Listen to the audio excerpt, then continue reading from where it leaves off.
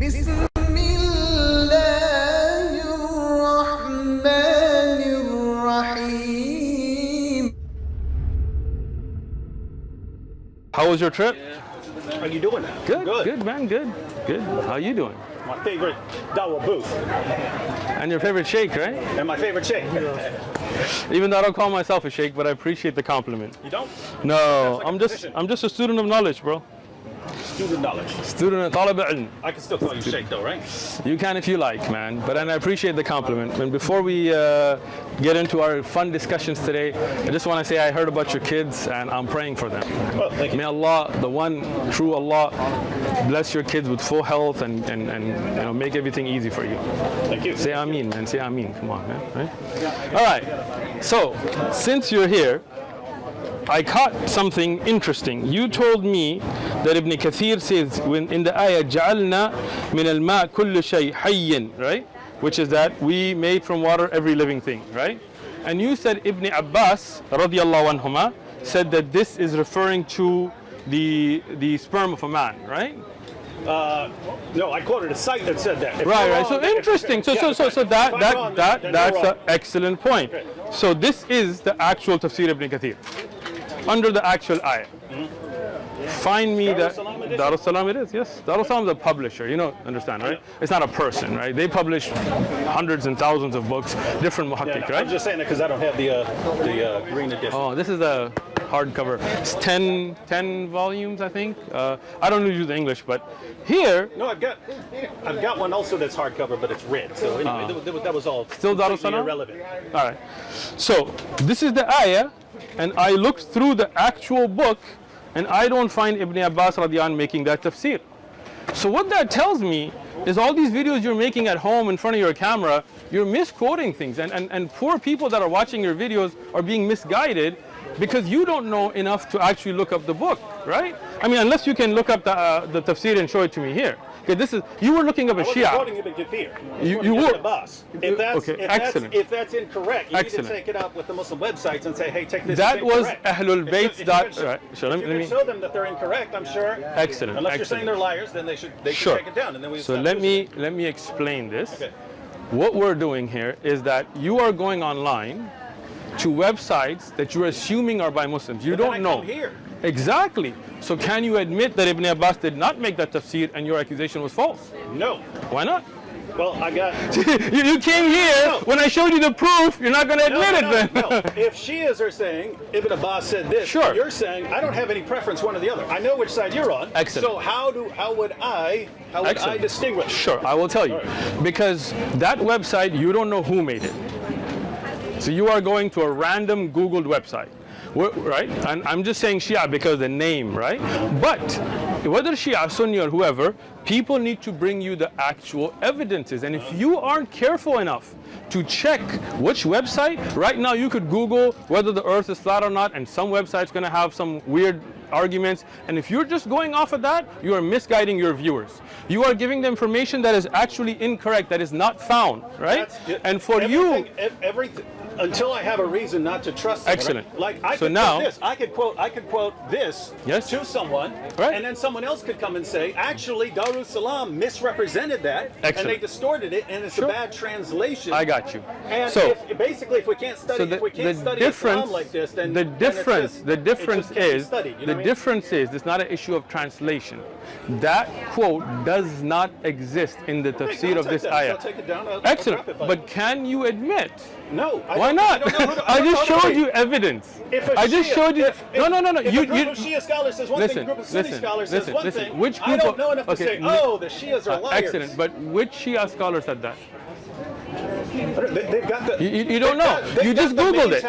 You just Googled it. Who made that site? We didn't Google that. We use that site all the time. They've got Jalalain on there. Who made that site? Who made that site? You don't know. You see this? You see this? He's just looking at. So, but you're using websites. You don't even know who made them. You don't know that. I'm showing you the actual book, and you told me I'm your favorite sheikh. Look. So now you gotta listen to your favorite sheikh. Suppose we go through here and Arabic turns. Someone comes up to me and says, actually, they totally distorted this. I don't know Darus Salam any more than I know. You see the difference is it's not about mistranslation. It's about the fact. It's about the fact that make up anything they wanted. Excellent. How would I know until that's? I'm here to help you. I'm here to help you. That's why I'm here. Okay, so let me tell you. When I look up books, including Ibn Kathir, and I have a video on the best prints and things. I actually look up the handwritten manuscripts, right, that have been verified and checked, right? Yeah. So when you don't know, for you to make videos sitting in front of your camera at home, making all these accusations, looking up websites that you don't know, but before that, right? So, I mean, you had many videos where you talk about these things and you really have no reference. Did I use that in the video? I don't know. I don't watch a lot of it. Okay, so I'll tell you what. If we can go through and find that Ibn Abbas in no book that can be attributed authentically talks about that ayah in that way, will you at least admit that you made a false accusation if we can prove that? Yeah, it'd be very simple. You can contact them, ask them where they're getting this. If they don't have a place, they send you a message back saying, yeah, we screwed up, then that's done. And then David Wood will admit that he made a false accusation and we're good. I'll admit that I believed a Muslim website. Shame on me. You don't know if they're a Muslim. You don't know who made that website, so don't make assumptions. Okay, so it's an atheist website. I don't know. I don't know. So the issue is these websites, we don't know who made them. You don't know, and I don't know, and I shouldn't assume, and you shouldn't assume. I don't go online and find some website called christiansomething.com and assume. That's true of everything here. I don't know who made this. I don't know who made this. I don't know who made this. I don't know who made this. As I told you. If someone shows me there's something wrong, then you can show me. As I told you, for me, I bring you the actual book, right? I can bring you manuscript copies. I can bring you scans of the handwritten manuscripts. This is what I do. I do takhrij work. I do checking up those. I do tahqiq work. Farid Response, mashallah, he does a lot of this work as well, right? And many other ulama and scholars and tullab ilm, they go and verify all of this. So for you to come and ask us, we would be more than happy, as I'm doing, to show you the actual evidences. So don't go online and trust any website that you go to. Rather, come and ask, and when you find out that you were wrong, don't have so much pride. Be humble enough to be like, my bad, I just looked up some random website that I don't know who made, and some Shia reference to it, that I never looked at a book, or who's the one that compiled it, and I trusted it, and I made assumptions, out of me, right? When you assume, it makes a right? But you about to say that word? Nah, I'm not. But you know what I'm saying. All right. Go ahead, bro. All right. I wanted to ask you about this time. Nice. I have Can you bring not me the shared chair this with anyone, but I've seen other people sharing it. All right. So I just wanted to ask you real Can quick. you bring me the chair? My actual question is just about the embryology and how you would translate these passages. But yeah, since everyone's sharing this. Okay. Who's everyone? A bunch of people. Oh, You've okay. seen people Go sharing ahead. this. Muslims who don't like you and Christians who Man, don't there are like you. Muslims that don't like me? There are some. So, my main question was just, is that Photoshop? Excellent. Okay, so let me explain it to you. Okay. First off, you want me to read it or? Let me just tell you about it. Go ahead. So, someone named Mansoor Maliki, who doesn't seem to like you, or me, he doesn't like me either, okay. Well, said, so to be absolutely, he's talking to you, he says, so to be absolutely clear, you agree that jizya should be imposed on all disbelievers, and if they refuse, they should be fought and their women and children enslaved. Sure. And you replied, at least according to this. Sure. Again, I don't know, Photoshop, you could post, I got you, go ahead. You could post them, you could ask me, David, do you like mashed potatoes? I say yes, and then you could switch the question to happened all the time. Do you torture puppies or something like that? You right? torture puppies? No. See? I'm glad you Photoshop, don't. Right? I agree. So he asks, do you agree that jizya should be imposed on all disbelievers, and if they refuse, they should be fought and their women and children enslaved? The response here is, of course, and I have already made all of this clear in my durus, but you never reached out to ask me.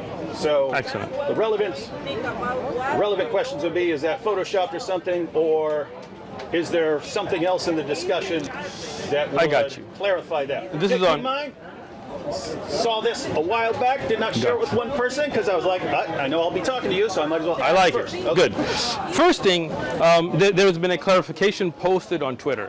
I had given up all my social media, right? Which I did not respond to that personally. You're not on social media? I am not on social media. Even the Twitter post that you're looking at, if you go to the actual Twitter page, there's a post on there that clarifies that I am not the one who runs the Twitter page, right? I created that Twitter page originally as Abu Kutub just to explain books. Right? What I used to talk about is this is the book, this is the best manuscript, this is the best tahqiq, this is the best print, this is this is what's coming up, this is the benefits. When the traffic picked up so much that I couldn't keep up, I gave it up, right? And there was a post posted on Twitter to clarify that, okay? So that tweet was not from me personally, it was from my Twitter account, right? And there were other things done on that Twitter account, like some tweets which I did not agree with, and we made that clarification on Twitter, right? So we clear about that. But if you want to talk about jizya, I'd be more than happy to discuss it with you. Yeah, sure. So, wait a second. So, Go ahead. someone who works for you and controlled this Twitter Did not account work said- for me. Somebody who volunteered to take care of the Twitter account made that post, and as I disapproved of it, he deleted it. So you disproved it. It got deleted. Yes, and that's why. Do not. So just to be clear. Yes. Because I want it clear. Good. I like people clarity. are sharing this, right? I know, yeah. And I think. And we've already made it clear, but the hater's gonna hate, right? What you Yeah. gonna do? Well, I mean, keep in mind, because I found this from experience too.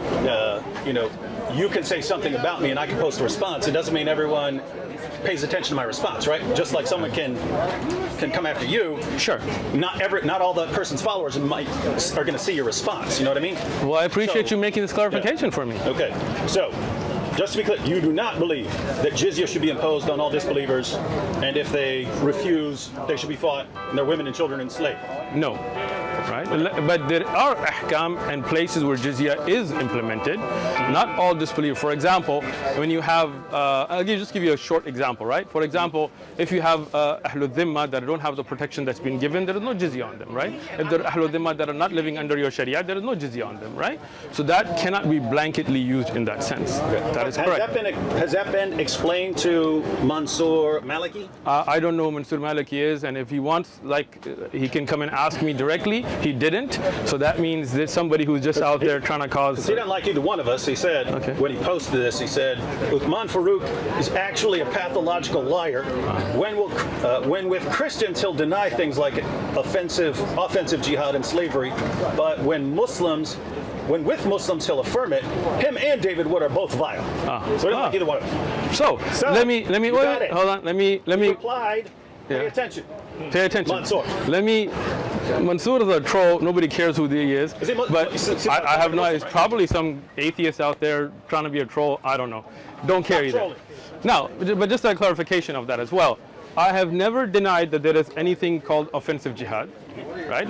That's a lie from him, and if he can bring evidence, I'd be more than happy to see it, right? I have never changed my views in front of Christians and Muslims. Everything I say is recorded. Everything I say in the masjid in front of Muslims is recorded and posted. Everything I say to you is recorded and posted. These are just haters, right? These are people of hasad, and that's why they want to, if this was somebody who wanted good for me or you, obviously they would reach out to me and you privately and ask us how we feel, and as we would explain it to them, make that public. But instead, he went and even though there was a clarification posted that this was not from me, and that tweet was immediately deleted when I saw it, even then he continued to post it because these are trolls, right? Islam has rules and regulations for defensive jihad and offensive jihad. There is rules and regulations for Ahlul Dhimma. I have a whole video that I talk about jizya. So for him to say that I changed this is just his ignorance of knowing me, right? So I'm glad you made that clarification for me though. Now, you offered to explain jizya real quick. Is there a short version of it? Sure. Okay, what's jizya in a nutshell? Excellent. So, as a Muslim, we do believe that we have rules and regulations that Allah has ordained upon us, and we do not enforce our religious practices on others, right? So, we have zakat, for example, right? As a Muslim, living in the Muslim state, we have zakat. Zakat goes into Baytul Mal. You know what Baytul Mal is? Okay. What's that? I'm here to help you, bro. No problem. I'm your sheikh, right? All right. So, the Muslim government has what is kind of like what you would consider treasury, right? And in Islamic form of governments, we don't have taxes. So all you libertarians become Muslim, right? So what we do have is we have zakat that comes in from Muslims. That is a religious obligation, and that goes into Baytul Mal. And there are certain categories of people and projects that goes towards, which are lined out in the Quran and entire books of fiqh on it.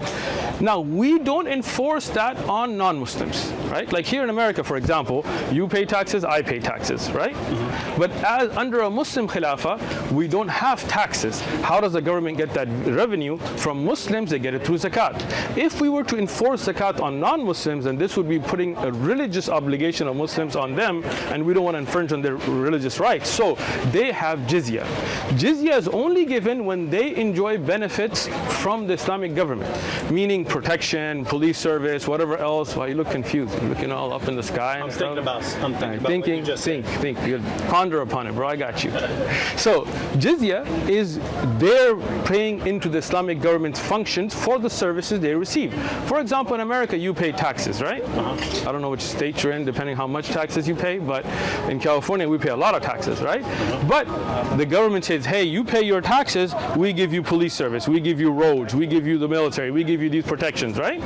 Now, as a non-Muslim living under Muslim rule, you will get those benefits, and as you get those benefits, you will pay into the system. Okay? Now, if we didn't, then it would be a hardship that would be borne only by the Muslims who would be paying zakat, and non-Muslims would not be paying into the government's functions. Right? If, and as it has been during times of Islamic history, that those functions are not delivered, jizya is not taken. There have been times, like during the time of Umar ibn Khattab, where jizya was returned. Right? So this is their taxes that they pay into the services they receive, which I think you would think is fair. Yeah, well, I see you nodding. The reason I was the reason, go ahead. a little inquisitive there. So I was thinking. So Muhammad said, "My livelihood, Sallallahu alayhi wasallam. my livelihood is under the shade of my spear, and he who disobeys my orders will be humiliated by paying jizya." Excellent. So he describes it as, hold on. as humiliation. So Muhammad describes it as humiliation. One second, I just wanted to quote take your time. Take your Ibn time. Kathir on the same issue. So Ibn Kathir, paying jizya, Which ayah are we looking at? this would be on 929. 920. Jizya is a sign of kufr and disgrace. Allah said, until they pay the jizya, if they do not choose to embrace Islam with willing submission, in defeat and subservience, they feel themselves subdued, disgraced, humiliated, and belittled. Therefore, Muslims are not allowed to honor the people of the Dhimma or elevate them above Muslims, for they are miserable, disgraced, and humiliated. Sure. Muslim recorded from Abu Hurairah that the Prophet said, Radiallahu anhu. do not initiate the salam to the Jews and Christians, and if you meet any of them in a road, force them to its narrowest alley. Sure. And then he goes on to, I know the Pact of Umar is disputed as far as whether that was actually from Umar. I think so. But he goes on to quote which the pact are we of Umar. talking about? The one where he gives the conditions of for the Dhimmi contract. Okay. Yeah. You're mentioning a lot of things and you're kind of going forward instead of addressing them. So let's go back to the only issue there was Take you're it easy. portraying it as, hey, it's just payment for services. Which is They're true. describing it as you're Sure. humiliated, you're disgraced, Sure. you're belittled. If you see a Christian or a Jew, shove them down this alley. That's got nothing to do with jizya itself, but we'll talk about that as well. First thing, can I look at the hadith now? That you're trying to so frequently try to get over? Him and his famous websites, man. You gotta buy yourself some books, This is bro. directly from the Dar es Salaam edition. Excellent. Of Sahih Bukhari. What you're looking up where? This is not from Dar es Salaam. That's a lie. Hold on. This here is not Dar es Salaam's Ibn Kathir. Guarantee you. Ibn Kathir. No, that's not Ibn Kathir. Oh, okay. That's Hadith. That's Sahih So, Bukhari. okay, excellent. Bukhari. Okay, so let's clarify that because you were pointing at Ibn Kathir, right? So Yeah, when I quoted Ibn Kathir, I quoted Muhammad first. Gotcha. So now let's look at the hadith. جعل رزقي تحت الظل, right? So this is what you are saying, that Allah subhanahu wa ta'ala put the rizq of Rasulullah sallallahu alaihi wasallam under the swords, right? Now, you know about hummus, I'm assuming. No, what's that? Oh man. All right, so I'm glad you can translate the So word. that's Muhammad's livelihood. I'm getting there. I'm getting there, right? And see, you've cut this for some reason, so we don't have that. Because that's a quotation. Okay, but there's a reference here with a one there, which we don't know what it says because you cut it. Look it up. Okay, cool. So the livelihood of Rasulullah sallallahu alaihi wasallam is what's called the khums. This doesn't come from jizya. Okay, that's the first thing you misunderstood the hadith, right? This is why we have al-waw here to show a different subject that's coming up. Okay, the livelihood of Rasulullah does not come from ghanima, it does not come from zakat, it does not come from sadaqah, it comes from what's called the khumus. The khumus would be that if there is a battle, from the spoils of the war itself, not the jizya later, from the spoils of the war, you would take 1/5 of that to be given to Rasulullah sallallahu alaihi wasallam, so he could then spend it upon the people and upon his expenses and so on, right? So you misunderstood the hadith first off by thinking this is talking about jizya, right? Secondly, It does say jizya. I know, but I didn't believe the first part was about jizya. The second part. okay, no, you said the livelihood of Rasulullah comes from jizya, which is on tape. No, I quoted it. You didn't say that? I'm glad we got it on My tape. livelihood is under the shade of my spear, and Right. he who disobeys my Right. orders will be humiliated by paying jizya. Excellent. The thing was, you're portraying jizya as, hey, you know, this happy is. fun money to take care of you. I didn't say happy He says fun money. humiliated by paying jizya. That's Excellent. what I was asking about. Sure. Let me explain it, bro. Take it easy. First thing that you need to clarify for your audience is the livelihood of Rasulullah SAW does not come from jizya. Are we clear on that? Now you look confused. You just said you didn't say that, but it's all right. We got you, bro. That's what we're here for. Okay. So the livelihood of Rasulullah. This is the problem with people who don't have enough knowledge to look up references. They take one hadith or one ayah and then they think they know. But I'm glad you're here because we're here to teach you. We're here to wash your misconceptions out. So the livelihood of Rasulullah comes from what's called khumus. Right? That's why you have books like Fath al-Bari. Books like of hadith are not studied in silos, right? This is when you look at all the majmu' al-ahadith and you look at it, right? This and the wow is not to show regarding livelihood. This isn't talking about those that disobey the Prophet ﷺ after the battles, right? Because jizya is only on those that are there. Now, as I said, if Muslims, and we'll look at Ibn Kathir in a second now, right? If Muslims were paying zakat, right? And the non-Muslims were not paying anything, right? Would you agree that that would not be fair? In a situation where people are benefiting from the arrangement. Right, and we already mentioned that, right? So if you are under protection of the Islamic State, right? The defense, police, roads, all those services are being given. Muslims are paying zakat, okay? Non-Muslims are not paying anything. Would you consider that fair? None of that is the point. The point, No, the point it is the jizya point. is the humiliation. It is the point. Jizya is the It humiliation. is the point if you would listen, Okay. right? So you want to jump because you know it's going to become clear, but I'm not going to let you jump. You're going to be in your place, son. So here, I'm asking you a question. In the Islamic Khilafah, you have Muslims and non-Muslims. You got Muslims paying zakat. Zakat is going to Baytul Mal, which you didn't look up any of those ahadith because you didn't really want to learn. You just wanted to make this video, but I got you. No need, Right? Hold no on. need to keep insulting. No, I'm not I insulting. brought That's this to not you that's not to an let you insult. explain. That is not an insult, right? That is letting you know what you did and how we're going to clarify it, right? So, if you look at the ahadith about zakat, for example, which you didn't look up that bab for some reason, right? Because then you would see that the Muslim he humbles himself, right, willingly, right, by paying zakat, right or wrong, right? So when you pay zakat, and that money goes into the system, and then from yatam and masakin and even non-Muslims that you can give zakat to as you look at the conditions given in the Quran, and a non-Muslim living there in that society is not paying any of that. Would you find that to be fair? No, you should be required to. Excellent, Again, excellent, none of excellent, that's the issue. excellent. It It's is the issue. It's the humiliation. It is the issue. If you You can, would say that Muslims are humiliated by paying. I would say that we are humbled, but willingly. Humiliated. I'm explaining. There's a difference, right? If I pay taxes willingly, right, then I am humbled by having to pay taxes. If I choose not to and the government forces me to pay taxes, I am humiliated by them forcefully taking it from me. Correct? Yeah, I got you. So, when you're living in a Muslim Khilafah and the Muslim pays zakat willingly, right? They humble themselves. If not, and this is where you're missing, right? In the time of Abu Bakr radiallahu anhu, when the Muslims stopped paying zakat, do you know about this? Oh, son, you don't watch my videos, huh? Wait. You don't watch my Go videos, over that huh? again? In the time of Abu Bakr radiallahu anhu. Oh, okay, yeah. When there was the apostasy wars. So there was the Rida wars against Musaylim al-Kadhab, but that was a different issue. They refused to pay zakat, and Abu Bakr said, if they refuse to give me even a rope that they used to give Excellent, Muhammad, excellent. I'm coming to fight We will them. humiliate them by taking it from them, right? Even though those were people who made salah, who prayed, who said they were Muslim. So what is the humiliation is they were forced then, because they weren't willingly giving it, right?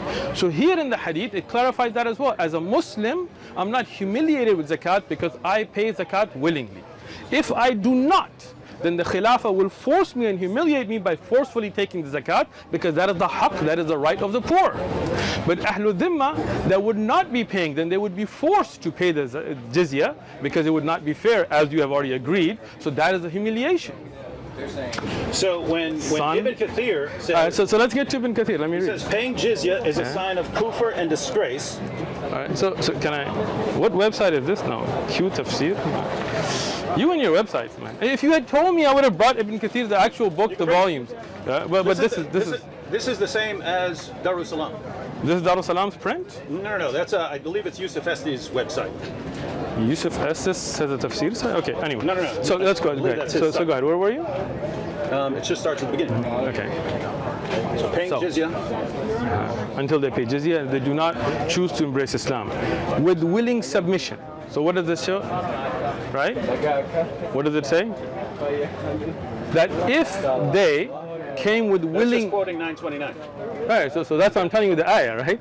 What is the meaning here? Allah said, until they pay the jizya, right, if they do not choose to embrace Islam. The next line. With willing submission. There you go. It defines willing submission as in defeat and subservience. Exactly. So what does that mean? If you are not going to be willingly submitting, then you will be defeated and no doubt made subservient. That's a humiliation, is it not? That's not what that's saying at all. Oh, okay. So can you read? He's commenting. No. Read the words instead of giving your interpretation. You're not Ibn Kathir. Okay. Paying jizya is a sign of kufr and disgrace. Oh, you skipped it. I started at the very beginning. Okay. This is not from Ibn Kathir. Okay. This is your ignorance again. May Allah give you some knowledge. This is an example because Darus Salam will have the exact same thing. It will not. It will not. Here is Darus Salam. Right? What I'm trying to explain to you, these are titles that have been put in that are not in the actual Tafsir Ibn Kathir. Okay? They have them right there. No, Those are the titles. So that's what I'm trying to. This is, if you get Tafsir Ibn Kathir, Ibn Kathir does not put these in. Okay. Okay? That's fine. These are put in to give you an idea of where you are. Okay. Okay? So that's not the words of Ibn Kathir. I have Tafsir Ibn Kathir in many different prints. I have scans of manuscripts. I'm just trying to help you understand. This here is a title put in, because the way Ibn Kathir works, it doesn't go ayah by ayah, right? It takes a swap of chapters. So the printers, whoever put this in, they put that in. Here, Allah says is where Ibn Kathir begins with, which is the ayah. When you read the ayah, which you were skipping earlier, is the willing submission part. I never right? skipped it earlier. Okay, let's read it then. Go ahead. Read it from the beginning of the ayah. Allah said, until they pay the jizya, yes, if they do not choose to embrace Islam. Right? Notice it doesn't. Keep going. Keep going. Choose to embrace Islam. Right. With willing submission. There you go. In defeat and subservience. Exactly. So he's describing willing submission as defeat and subservience. No. That's his commentary. Miskin. That's the Quran. That's his commentary. Miskin, you poor soul. I feel bad for you. With willing submission is what they should do. And now Ibn Kathir is explaining that when they do not, that means that they will be defeated. In defeat and submissiveness is then when you talk about the humiliation, when they're subdued because they didn't willingly submit. You didn't understand Ibn Kathir. Go ahead. Now read it again. The verse of the Quran says, willing submission. Until they pay the jizya with willing submission, right? So and feel themselves subdued. Right. So that's what the Quran says. It doesn't say until they pay the jizya with willing submission, and then they will feel themselves subdued. None of that. Let me explain it again to you, right? Okay. So the first option is for them to become Muslim. Okay. Willingly they accept, right? If they do not, then they will pay the jizya, right? If they do not do it in a way of willingness, if they do not willingly accept Islam, they do not accept this, then this is the defeat and submission, the jizya that they will have to be forced to pay. Okay? So that is, and as I explained, in America, for example, if you, David Wood, say, F the IRS, and not that you would use those kind of words, right? I'm not paying my taxes. right?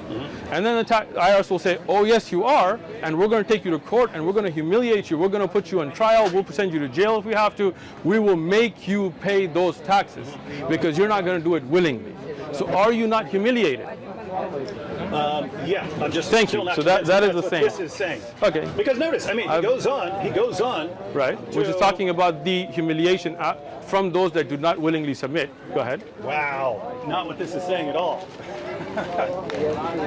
This is wait. So let me get this straight. So when he goes on here and he says, So read the ayah before you go on. The part that he quotes. and feel themselves subdued.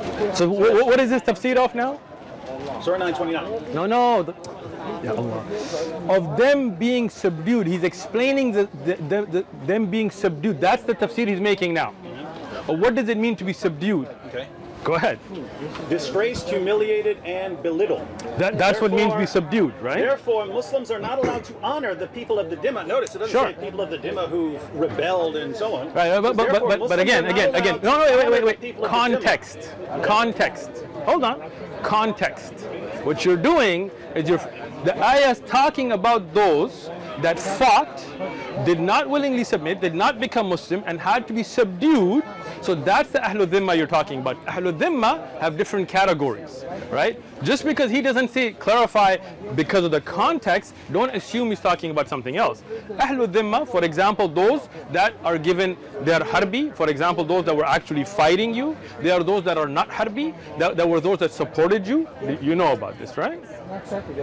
There's a book, try to get it. It's called Ahkam Ahlul Dhimma Ibn al-Qayyim. Okay?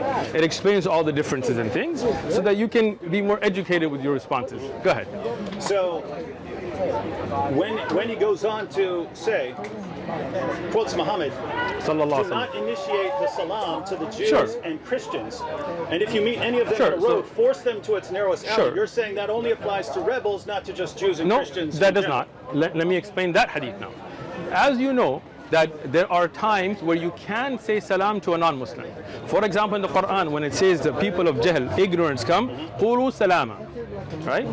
That hadith, because you don't know context again, is when the Yahud, there were Jews in Medina, that would say Sam alaykum. They would say, may death and poison and things be upon you. You know the hadith or you It says don't? Jews and Christians. I know, but I'm telling you the context of the hadith itself. Okay? So, when they used to do this, in a They would say hadith. death be upon you or something Yes, like that? yeah. You know about the hadith or you don't? You know about it? You don't know about Yeah, it? the one where they were slurring something. They were slurring something. Exactly. So you do know about it. You're just trying to hide it. I gotcha. So Aisha radiallahu anha, she responded. She said, "May death be upon you," and she went off on them. Rasulullah said, "Alayki bi fahash." It's upon you. Don't get. Just say wa alaykum. Don't initiate the salam, because when you do, then they may respond to you with something that is disgraceful, right? So just tell them wa alaykum. Don't say wa alaykum as-salam. Don't get upset. In Tafsir ibn Kathir, for example, or in Fath al-Bari, there are different opinions among scholars. Some of them said, if the dhimmi is such, or a person, that they do not curse you, you are allowed to initiate the salam. Other ulama said, no, because of the fear of that changing things, you should keep the salam for the Muslim. This is a greeting for Muslims, which I agree with, right? And if a non-Muslim does greet you, you say wa alaykum. If you tell me salam alaikum, I will say wa alaikum. If you wish peace for me, I will wish it for you. If you wish death for me, then I'll say, yeah, you don't. I just told you the hadith in its full context. Miskeen, right? So, like you get proven wrong all these times, but you're just like, yeah. Clarifying. Excellent. Your version of Islam it's not my version. It is. I didn't make up the hadith for Uthman. You look up the hadith, right? Where Rasulullah said, "Qul wa alaykum." Say, what do you say? Wa alaykum. So even as a dhimmi, you're not a dhimmi because you're not living under khilaf anyway, but as a non-Muslim, if you come to me and you say assalamu alaikum with good intent, I will say wa alaikum. If you wish salam for me, I wish salam for you. But if you try to curse me with those words, then I will say wa alaikum, and whatever you wish for me will come back to you. What about the hadith where Ibn Umar, someone gives him the salam, he says salam, and then he goes away, and then it was told to him that was a Jew or something like this, and he comes back and he says, give me back my greeting. Show it to me. I'll have to look it up. Oh, then look it up and then we look at it. There you go. All right. Yeah. Because context, you've already proven that you always take things out of context, maybe out of mistake. I'm not saying about it intentionally. So I want to see the hadith and then we can explain it. Okay. This hadith about saying salam, you can look it up on Islam QA, whatever, that's the website you're familiar with, and it talks about the conditions where you can say wa alaykum as-salam and which ulama take opinions. And if not, as I said, I have Fath al-Bari, the Sharh Bukhari by Ibn Hajar. He explains it as well, so you can open your mind.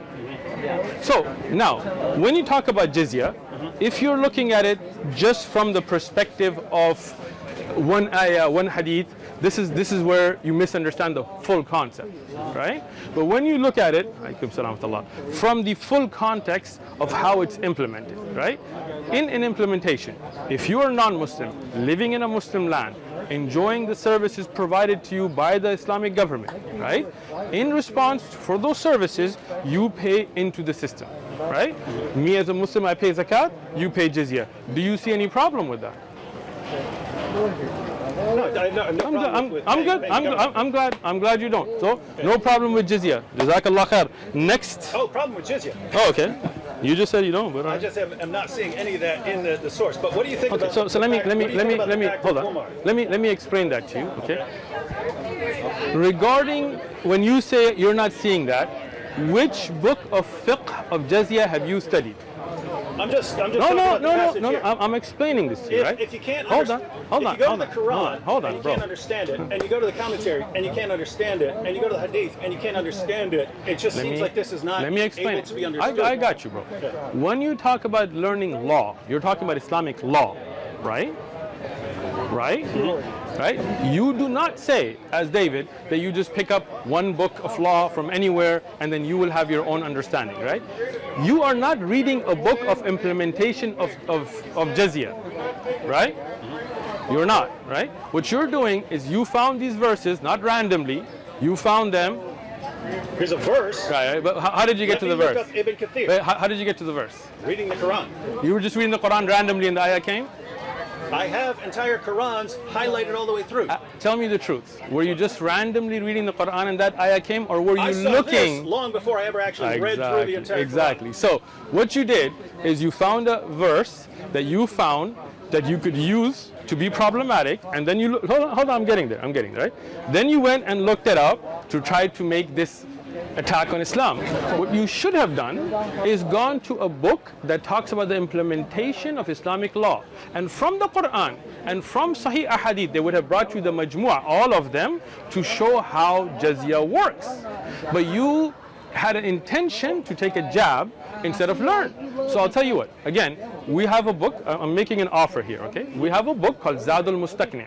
It's a fiqh book that brings then the evidences from the Quran and Sahih Ahadith and Aqwal al-Sahaba and the different madhahib. We are going through it, right? Watch the videos from the beginning with Tahara, Salah, Siyam. We will go over jizya. We will go over jihad, qital, offensive, defensive, all of that, right? With not just one ayah, but looking at all of the ayats, looking at all of the ahadith and the scholarly deduction of ulama, so you can learn. Now I am going to prove that everything you just said is complete nonsense. All right, cool. All right. Let's hear it. With Ibn Kathir. So according to Sheikh Uthman, I like how you're getting all dramatic. Yeah, get with it. Go, girl.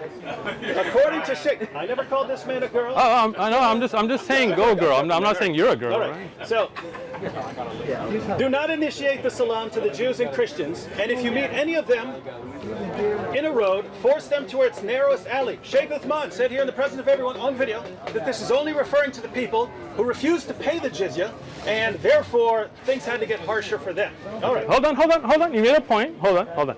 First thing, on video you just lied upon me. So I told you that hadith about the salam was not in reference to jizya. That hadith I gave you the full version. But you ignored that, right? Instead, hold on. I told you with the dhimmi, ghair dhimmi, that hadith does not mention dhimmiya. You're saying that I said this is about the dhimmi, and I on video. Ibn Kathir said it's about the dhimmi. No, he didn't. He was explaining to you the context about the relationship with the dhimmiya. He did not say that it has to be with the dhimmi. But you said this is about the people who have refused to pay jizya. I did so not. That would be the context. I did not. No. You're saying that his commentary happening here. No, Hold I'm not on. saying that So hadith. let I'm me- saying, no, if you're I saying explain- that this is about people who've refused to pay the jizya, and he quotes it, then that means he would be in that context. Unless you're saying he's wrong and quoting this out of Let place. me explain this to you a third time. Okay. But if you could actually, right now, this ayah was talking about those that are subdued. Okay. Past that, Ibn Kathir is giving you general context. Okay. Right? Okay. Now, I made it very clear that this hadith was not about Adhimiyya, but general, and I gave you the reference about the hadith of Aisha radiallahu anha, Yep. and you ignored that. No. No. Now, I thought you were also applying it. I stand corrected, but Ibn Kathir is still going to correct you. That few minutes of him saying that he's going to destroy everything I said, he stands get to it. corrected. We All right, didn't get to it. Get to All it, bro. This is why the leader of the faithful, Umar bin al-Khattab, may Allah be pleased with him, demanded Excellent. his well-known conditions be met by the Christians. Okay. These conditions that ensured their continued humiliation, degradation, and disgrace. So Sure. ongoing humiliation, degradation, and disgrace. The scholars of Hadith narrated from Abdur Rahman that he said, I recorded for Umar bin al-Khattab, may Allah be pleased with him, in terms of the treaty of peace he conducted with the Christians of Asham. Okay. In the name of Allah, most gracious, most merciful, this is a document to the servant of Allah, Umar. This is the document that they were required to have for the agreement. This is a document to the servant of Allah, Umar, the leader of the faithful, from the Christians of such and such city. When you Muslims came to us, we requested safety for ourselves, children, property, and followers of our religion. So they're requesting safety.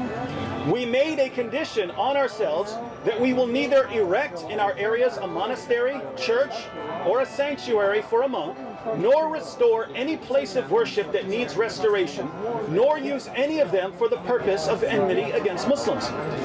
We will not prevent any Muslim from resting in our churches, whether they come by day or night, and we will open the doors of our houses of worship for the wayfarer and passerby. Those Muslims who come as guests will enjoy boarding and food for 3 days. We will not allow a spy against Muslims into our churches and homes, or hide deceit or betrayal against Muslims. We will not teach our children the Quran. Interesting. We will not teach our children the Quran, publicize practices of shirk, invite anyone to shirk, or prevent any of our fellows from embracing Islam, if they choose to do so. We will respect Muslims, move from the places we sit in if they choose to sit in them.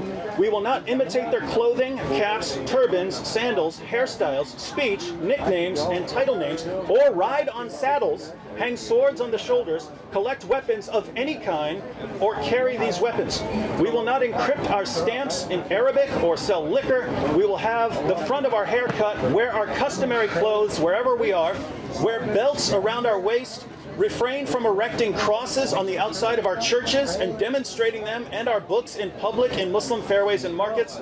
We will not sound the bells in our churches except discreetly, or raise our voices while reciting our holy books inside our churches in the presence of Muslims, nor raise our voices with prayer at our funerals, or light torches in funeral processions in the fairways of Muslims or their markets. We will not bury our dead next to Muslim dead or by servants who are captured by Muslims. We will be guides for Muslims and refrain from breaching their privacy in their homes. When I gave this document to Umar, he added, we will not beat any Muslim. These are the conditions that we set against ourselves and followers of our religion in return for safety and protection. If we break any of these promises that we set for your benefit against ourselves, then our dhimma, promise of protection, is broken, and you are allowed to do with us what you are allowed of people of defiance and rebellion. So, short recap.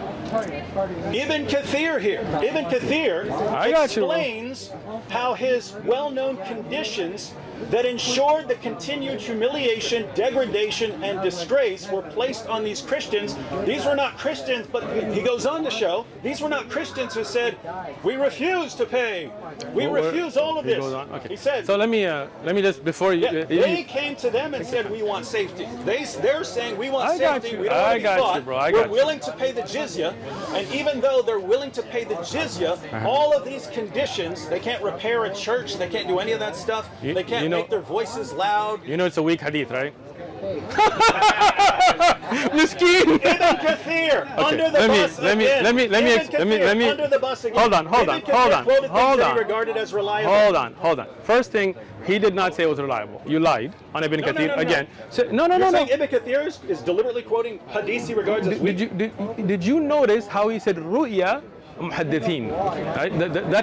That's the weakness of his understanding, and instead of asking, he wants to come and prove everything I said wrong and then take it back. Let me just explain it. Ibn Kathir is a great book of tafsir. No doubt we have respect for him. But you're great. No, I am not. I am not. I'm not. Relax. Got you, bro. I did not even write a book of tafsir, so obviously I appreciate the compliment, David, but it is not true. Ibn Kathir, I'm a nobody.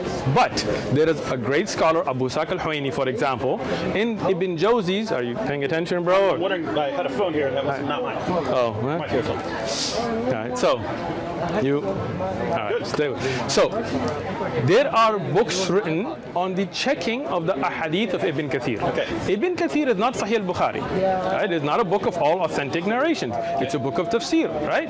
Now, it is a very valued book of tafsir, no doubt to it. But as if you had watched my video about books of tafsir, I had explained even which prints show the weak narrations of Ibn Kathir. Uh-oh, David, what happened? You're still now, refuting. I'm there, relax. I didn't refute Ibn Kathir. Those great scholars of hadith that went and checked those ahadith, they explained the weakness of those narrations. Ibn Kathir does not say anywhere in his tafsir that I'm only quoting Sahih ahadith. He's giving you contexts, he's giving you what has been narrated, and the style, if you had learned, of a scholar like Ibn Kathir, when he sees a hadith to be sahih, he will say it is authentically narrated. Sahha an al-Nabi alayhi salam, isnadul jayyid. When he knows that there are weaknesses, he will say it has been reported, as he does here. Ru'ya, and it has been reported by the ulama of hadith. He did not authenticate the narration. If you had come and asked, I can show you the original checking, and I can show you those great scholars of Islam, not me, who showed the weakness in these narrations. There are many ahadith Ibn Kathir quotes and then mentions they're weak himself, right? Because you have not learned, you assumed things again. Right? So this narration, and again, he says that's weak? He does not say it's weak, but in his style of reporting it, he points out that there is a weakness. That's why he doesn't say Sahha an al-Nabi, it has been authentic from Umar ibn Khattab. Rather, he says Ru'ya, it has been reported. Right? Now, if you like to get a takhrij of Ibn Kathir, and we have many, then you can go look at the narration, where it's originally from, and the weaknesses in its chains. You're welcome. Not quite. Not quite? I just said you're welcome. When Ibn Kathir is talking about jizya, okay, at the beginning of that passage. Sure. Well, you do understand that hadith was weak. You understood that part, right? And you just went on that big tirade on a weak hadith. I don't care whether it's weak or just like your Tirmidhi hadith. Ibn Kathir is using it. Well, why? Because you're saying that what all Ibn Kathir is saying is this has been reported. That's it. No. Before that. All Ibn Kathir is saying, according to you, he's just saying that if someone refuses to pay the jizya, then that person will be humiliated and disgraced. Okay, so no. Let me explain what I'm. But then, in order to back up what he's saying, he quotes this passage about Christians who were willingly entering into this contract, were forced to be degraded in all kinds of ways. Okay. And if they went against their contract in any way, then they would be treated differently beyond all the disgrace. So the only point is here, you can say weak, you can say strong. The context of Ibn Kathir's comments about jizya are in that context. So to claim that he's actually saying something that completely goes against all his background evidence that he's presenting, which is not what I said. Very strange. Let me explain this again. Okay. First thing, when Umar ibn Khattab, the same person you're talking about, when he went into Jerusalem, You know the historic reports, right? Yeah. You know there were churches there, right? And they invited him to pray in a church, right? You don't know? You know David does this when he doesn't have an answer. I get your body language, it's cute. Yeah. All right, so when you go to the actual historic authentic narrations, when Umar radiyan went to Jerusalem, and there were Christians and there were Jews who had their places of worship, did he not allow them to worship? Sure. He did. Did he, even when they asked him to come pray in the church, he told them, I would, but I'm afraid that Muslims might take this from you as a place of prayer because I prayed there and I want this to remain as your place of prayer. Is that not right? Nothing to do with what we're talking about. It is. I'm not Have to, talking, no, I'm not it even- I'm is. not talking It about Umar, I'm is. talking It about is. Ibn Kathir. It is. So what I'm explaining is, Ibn Kathir, like any other mufassir, he mentions an ayah and he gives you that which has context, including authentic and including that which is weak. Right? And that is why when we want to study how to implement fiqh, we don't go to Ibn Kathir, right? We go to books of fiqh because you are stuck on one ayah. There are many ayat, there are many ahadith, and then those books of fiqh look at all of them and they look at the difference and they say, okay, this has been reported from a weak chain. What we know from an authentic chain, this is what Umar radiyan did. That's how we bring implementation. But the problem is you don't want to know about how jizya really works, you just want to take jabs. Go ahead, bro, I got you. All I'm saying, All right, so period, was Ibn Okay. Kathir couldn't be saying what you were saying, otherwise he would not have backed it up no, with that. with that. he definitely was, and because you don't understand the style of No way writing, he was. hold on. 0% chance. Have you studied Ibn Kathir? You have a bunch not. of his commentaries. Studying and reading are not the same thing. I think you should know that, right? Okay. Have you ever studied Ibn Kathir? Look, Go ahead. we get down to the exact same problem that keeps Sure, coming up over right. and over again. Namely, we read the Quran, Okay. right? We read Surah 9. We get to 929. Fight those who do not believe in Allah.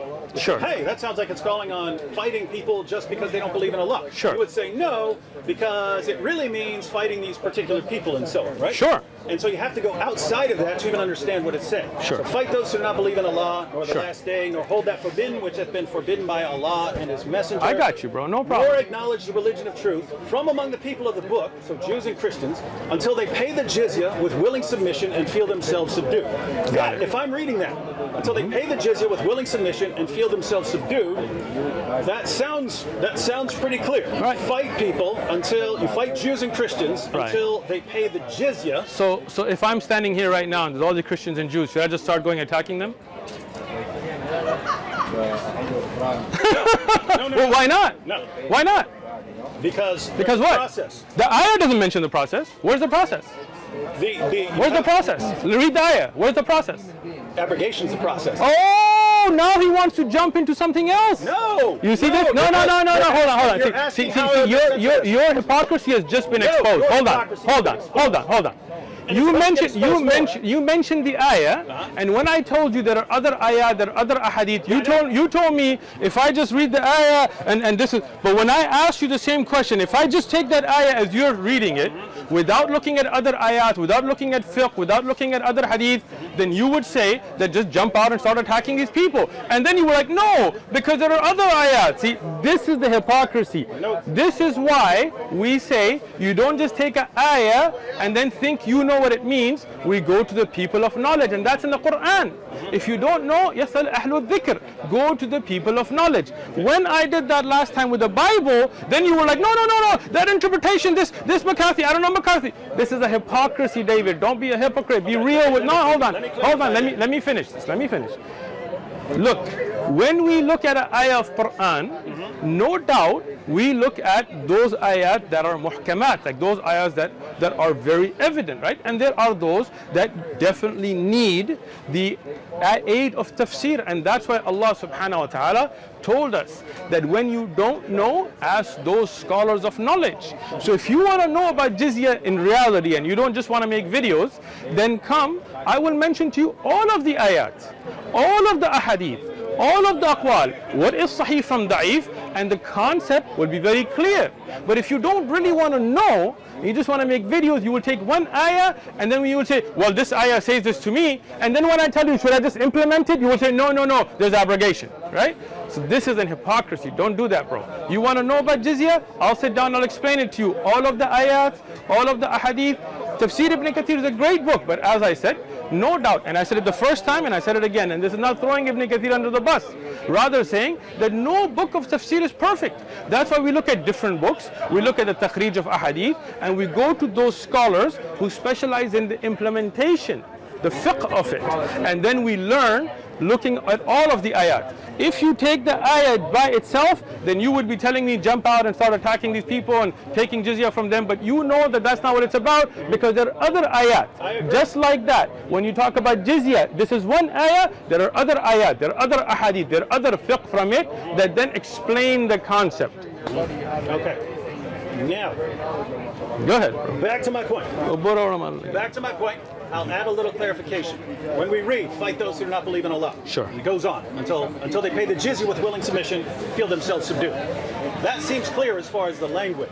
Sure. And in terms of qualifications, like, oh, it really means people who are fighting you or something like that, then it seems like that should be included in. I agree that you do have to consider other verses. Thank you. But if you take this ayah by itself, then even what you said would be not clear. Meaning, if you just took this ayah out of context, you just took it out, True. without looking at historic context, without looking at hadith, then you would say jump out and start attacking these people. But this is why, when you look at jizya and what it's paid for and what are the services received by those who pay jizya, then the context of all of it becomes clear. So if you did that as well, but that's the problem I'm talking about, right? Okay. Okay. So we read the Quran, right? Okay. And it's not arranged chronologically. of course not. But you have these verses like 929, 973, 9123, and so on, which call for fighting people because of their beliefs, right? Okay. And you read the context. So you read the verses that come before, the verses that come after, trying to say, Sure. okay, what is this? Is there some clarification here or something like that?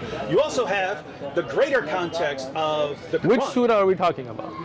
I'm saying, well, Surah Ahzab, right? this would apply to No, I mean the ayat you're referencing are about Surah Ahzab, right? No, Surah At-Tawbah. Surah At-Tawbah is Surah Ahzab. Miskin. Ahzab? What's Yeah. 30? What's Surah 33? 33. So it's called Tawbah and Ahzab. It's called both names, yeah. Surah 33 Yeah, Surah 33. Look. is the same title as Surah 9? No, hold on. And At-Tawbah. Surah Al-Ahzab, I've also heard Barat for Surah 9. Surah At-Tawbah is also regarding the battles, right? We're talking about the battles that happened, right or not, right? I'm just saying. I'm talking about, sorry, I will get you the names of them. But okay, so when you look at Surah Tawbah, for example, okay? Surah Tawbah was in the context of a battle, yes or no? Well, if you go to Ibn Kathir, it's what led up to the battle. Okay, so in context about what happens in the battle, right? Yeah, they were calling for battle against the. If you read Ibn Kathir's Sirah, he says that command was given, and then as a result, Muhammad decided to march out and fight the Romans. Okay. But the Romans didn't even show up. You're talking about Tabuk. Yeah. Okay, so what we're saying is when you're talking about a surah, you are looking at the context of what it's about, right? Okay. Yeah, so if you have a verse, right, the first thing is like the immediate context. Verse Sure. that come before it, Sure. and so on. Then you have the greater context Historic of the context. book, Excellent. right? Right. And then, in addition to that, you have historical context. Now, here's the point, right? Okay. I read the verse, and it's, wow, that means what it sounds like it means. That's pretty bad, right? Okay. So, what do we have in the context? Well, the passage runs from 928 to 933 or something like that. Okay. Nothing there that would change the meaning. You have other Right. verses in the Quran which talk more about fighting defensively. Right? You have other passages like that. But when we look at how these are... Okay, but you did agree that Surah Tawbah is about Surah Ahzab. I mean, about the battle with the Romans, right? Tabuk, right? What happened in Tabuk? I think the Muslims went to fight and the Romans weren't there. So, but why did the Muslims go to fight?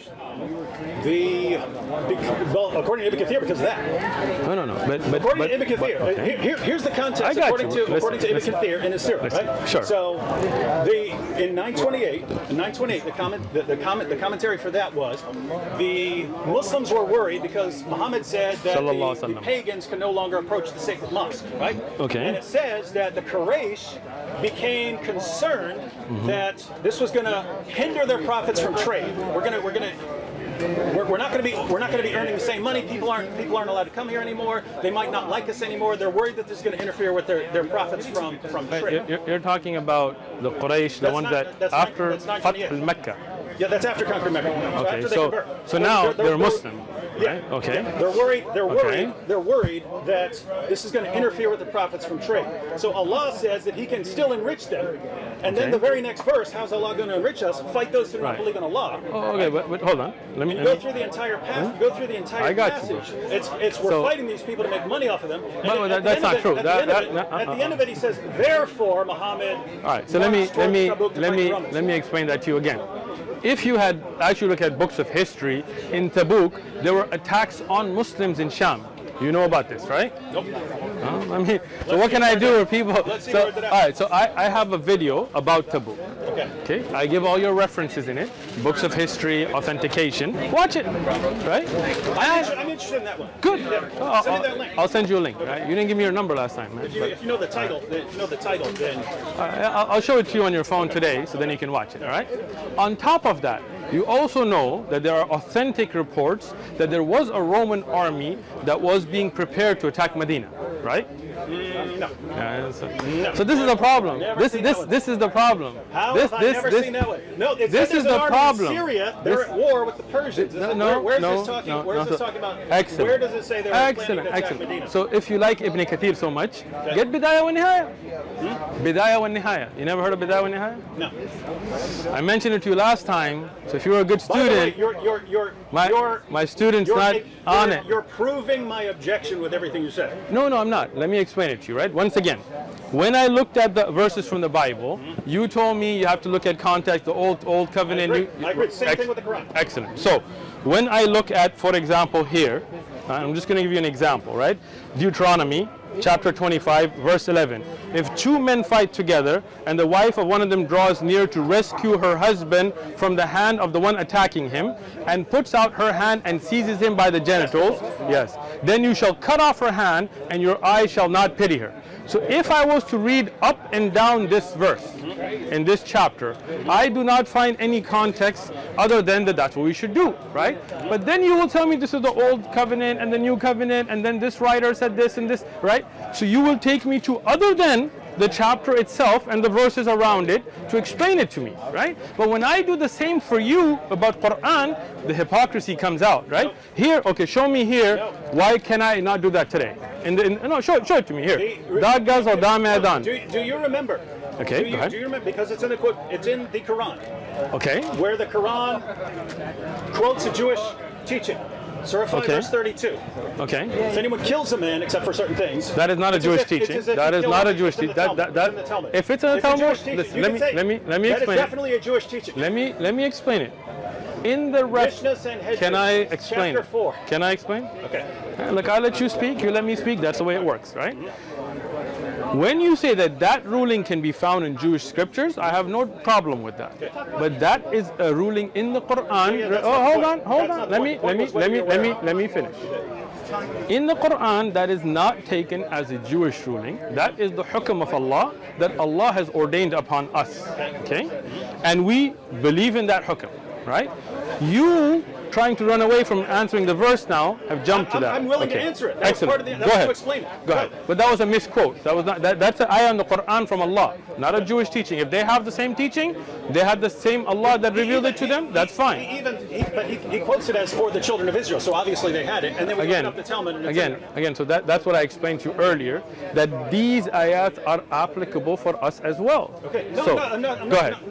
Okay. So go ahead. None of that is the point. Reference. The point there was the reasoning for Jews behind that if you kill a man, it's as if you killed all mankind. Sure. The rabbis who are commenting on this are saying because you're killing all his future offspring. So they took that very seriously as far as destroying someone's family line. What did that do to women? Woman and balls. What did that? Because if your husband and some other dude are fighting, and you defend your husband, by crushing his testicles. It didn't say crushing, grabbing, but go ahead. You're making up. That's what the.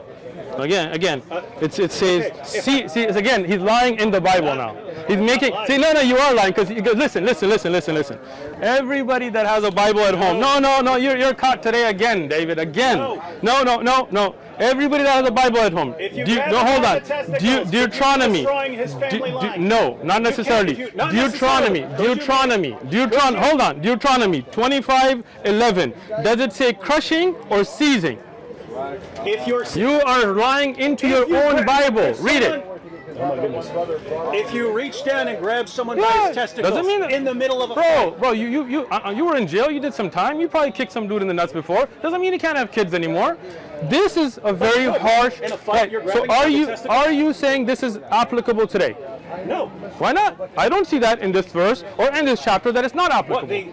Well, you can, if you read over and over again, it said, and these are the regulations for the children of Israel. No. But today, the children of Israel, for example, if you're Jewish, can you implement this as a Christian who's Jewish by race? I would say as a Christian, you should not try to destroy someone's family line. So then you would not. Would you implement this? Yes or no? He's caught. Cutting off the, He's caught. He's caught. It's over, bro.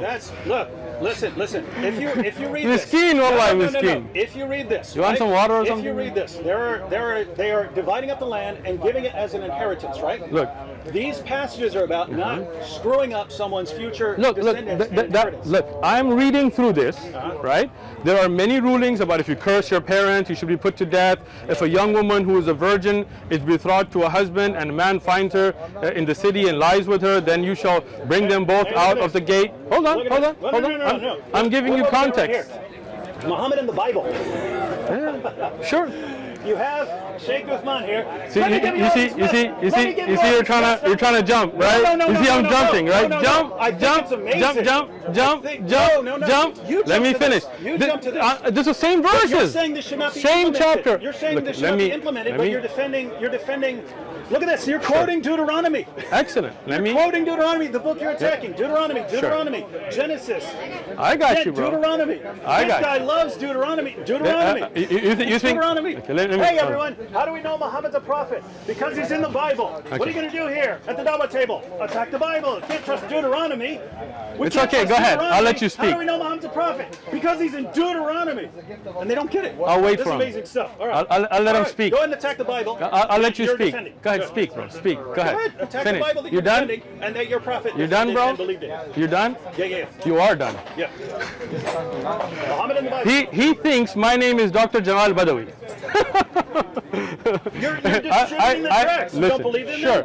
I believe in them, but I didn't write it, so don't think that I wrote it. Now hold on. Let me explain this to you now. Go ahead. You want it's in Spanish. You want the English one? Go for it. Brief illustrated guide to understand. Oh, look at I'm trying to get away from this. You think I'm gonna let you? Okay. Hold on. We're gonna stay here first. All right. Now. That you attack the book that you're using for dawah to defend your prophet. First thing. Let me reference this. All right. Okay.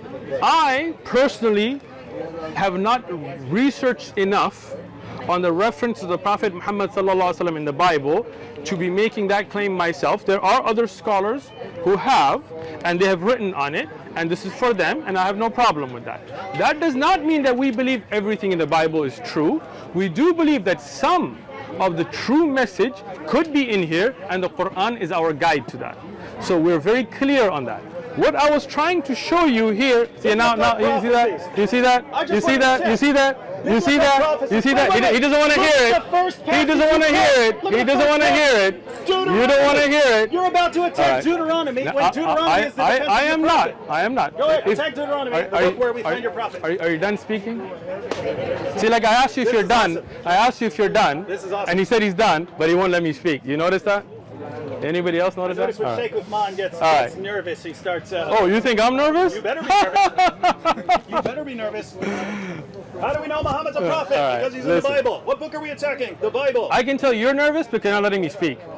No, this is awesome. I wanted to draw attention. I got you, bro. I got you. Because here's what I found. You are done. No, here's what I found. You see, he won't let me speak. No. He won't let me speak. I'm trying to. No, you're not letting me speak. You're going on, and every time I speak, you interrupt me and bring new things. You're not letting me speak because you know that you're done. What do you mean done? You're about to attack a book that we are both required to believe. Let me speak. Okay, go ahead. Okay. Tell us about Deuteronomy. Can I speak? Yeah. Thank you. So, when we talk about the Bible, and I've said this repeatedly, no doubt there's going to be some things in it, like for example the commandment not to worship idols and things that we believe would be from God, and the judge there is the Quran. But no doubt, from the Quran and from what we believe and from what you know in your heart, there are things that have been changed. False. So, hold on, let me finish now. Let me finish. So, for me to say that there is a reference to something that should bring your attention to in the Bible, for example, not worshiping idols and so on, does not mean that I take all of the Bible to be preserved. And I've explained this, but somehow you didn't get it. No, I'm not done. Hold on, put it away, bro. No, I'm gonna speak, bro. I'm gonna speak. I'm gonna speak. Nobody can align my God, right? Now, the reason you're jumping here is because you're caught. Now, here in the verses, in the context that we're looking at, I'm not attacking these. All I asked you as a Christian is, should we implement these today? They are in the Bible, that if two men fight and a woman seizes, not crushes, the balls of another, protecting her husband's life, her hand should be cut off and no eye should pity her. But you couldn't answer that, so you try to jump. I said no, it should not. Well, why not? We're not under that law system. But where does it say that in the verses? Have you read the rest of the Bible? Oh, exactly. You see that now? You see that now? When I was telling you about the ayah, hold on. When I was telling you about the ayah, you told me I read the verses before it and after it, and when I told you about other ayat, you were like, that's the problem, is you keep telling me you got to look at other ayat and other hadith and other. I did not. I agreed with you. But here, hold on. But here in the Bible, I am not. It's on tape. Don't worry about it, bro. That's a good thing about recordings, right? I said you go to the other verse. I said you have the close context and you have the wider context. You go to the entire book. And I said you got the historical. So when context. I talked about jizya, and I talked about the other ayat and the context from the ahadith and what Umar Khattab did, you told me that's a problem with Islam. It's on tape. It's on tape. You're like, because every time I read an ayah, then you tell me look at other ayat. But when I tell you from the Bible, you're hypocritical. Me, or I was not clear enough. Okay. The point I was making, right? You take a verse. You've got a verse there. Verse sounds clear. Sure. Right? So you would want to just like the Bible. Yeah, you'd want to examine the context, examine what the meaning of that is. Excellent. You examine all of that if you're saying, is this something that applies today? Sure. Same thing with the Quran, right? Okay. Same thing with the Quran. Excellent. Here's a verse. Is this something that applied to a particular people? Excellent. Or at all? That's what I said. Yeah. I've still never gotten to the actual point. The actual point is, so you have passages like, to you be your religion, to me be my religion. Sure. Or passages about fighting in self-defense if someone is persecuting Muslims and so on. And then you get to things like fight those who do not believe in Allah. Sure. So you look at the context. You do, absolutely. Excellent. The problem is when you try to arrange these, you can go to the Darus Salam edition of Sahih al-Bukhari. Okay. Go all the way to the very end. So book 9. Okay. Book 9 of Sahih al-Bukhari. You have this essay on how to bring these together by what's his name? Abu Humayd or Ibn Humayd? You heard of him? He was the Chief Justice of Saudi Arabia and the Imam at the Grand Mosque and so on. Okay. So you know, hold on. You know, Bukhari was like way before that time, right? Yeah. We're not talking about you're talking about Sahih Bukhari. He makes an attempt to explain how these passages tie together. Which passage are you talking about? The passages of the Quran. Which ones? Like 973, 9123. So this is not in Bukhari then. This is probably like a publisher's note or something. I promise you I'll make my point. I'm making a point. But you're interrupting before I even made a point. No, I just want to understand what you're saying. Okay, go ahead. So he's taking all these passages and he's basically answering the question, how do we reconcile all these different claims? Because you have some claims where, hey, to you be your religion and to me be my religion. Other passages fight those who do not believe in Allah, right? Okay. And he puts down he arranges things in 4 stages, right? Okay. He says there's a stage where Muslims weren't supposed to fight back. They weren't even supposed to fight in self-defense, right? Okay. And then he says, but then after the move to Medina, then they were permitted to fight in self-defense if people are persecuting them and so on. So and like then Badr. he says, He says. Well, I'm trying to understand. Badr in Medina. You don't know. I'm guessing. Yeah, I'm guessing he would include Badr, right? No. He might include that in stage 3. So stage You know, Badr is very early on, right? Stage 2, it's where Muslims are permitted to fight. Okay. Then stage 3 was where they had to fight. See, again, just a point. They had to- they this had to again fight. shows your ignorance, because the first law of allowance to fight came in Badr. Okay. So the third stage is fighting is obligatory, right? You have to fight in self-defense. Okay. And then the fourth stage he puts is offensive jihad, Okay. where you have to actually go out and fight and subjugate people. Right? Okay. Okay. So that's how he arranges those. That makes perfect sense to me. I'm glad you like it. Yeah. So here's the issue. Right? Okay. Here's the issue. We read the Quran verse. That Okay. sounds like it's calling to fight, right? Okay. But guess what? You can have all kinds of things and all kinds of books that sound like they're calling to fight. Okay. You got to read them in Like the context. Bible, right? So you have an actual, very respected scholar who's putting the essay. Who is this respected scholar? Abu Humaid, the Chief Justice of he was the Chief Justice of when? Saudi Arabia, 80s, 90s. No. What happened to Sheikh Ibn Baz? No. Dude, you're missing. You're Miskin. completely misunderstanding. You know who what I'm Sheikh Ibn saying. Baz is? You're completely Do you know who Sheikh misunderstanding. Abdul Aziz Ibn Baz is? You're either deliberately. Look, misunderstanding. listen. The Chief Justice of Saudi Arabia in the 80s and 90s is Sheikh Abdul Aziz Ibn Baz, the head mufti. We'll just look up Ibn Humaid. after Sure. this. Okay. So let's look up. All right, go for it. But okay, but Let me go ahead, finish your Let me point. finish one. So he says, how do we reconcile this? That's the conclusion that he comes to. Okay. That's the conclusion he comes to. Sure. I look at the same passages. That makes perfect sense to me. Right? Okay. And so once you have that timeline, then there's basically one more question about how you would apply that. Go for it. And the question is, once you've gone through these 4 stages, are you just in stage 4 and then that's stage 4 forever? So fighting. So why didn't you ask this? Yeah. No. So I'm here to help you, bro. You said I'm your favorite sheikh, but you don't ask. By the way, this is I all got you. response to something I brought got up. you. Hold on. Let me finish. Let me I'm ask. almost done. Go We're talking 30 ahead. Go seconds, ahead. right? So, one, do these 4 stages apply in such a way that once you've reached stage 4, the other 3 stages do not apply? I got your answer. No problem. Or is this contextual? In other words, Muslims who are in sort of a situation like Muhammad was in Mecca, where he's totally outnumbered, and therefore you're not fighting back, would be under that sort of rule. Sure. I can see that, right? So that, as far as why you should not be running around implementing Surah 9, verse 29, I Right. would interpret it because you're more in the situation of Muhammad in But you're not a scholar to interpret it, so I don't know why you're coming up with your interpretation. I'm giving you his interpretation. No, you are. That's not what he said. That's Even not what he said. You are giving, David Wood are interpreting when you shouldn't. Okay, and by the way, here's the entire point. I gave you more than 30 seconds. Here's the Keep going, bro. overall. Then you respond. Here's the overall entire point. The point is, read the Quran. Get all these verses. How do we reconcile them? Oh, here's a good way to reconcile them. Now it all makes sense.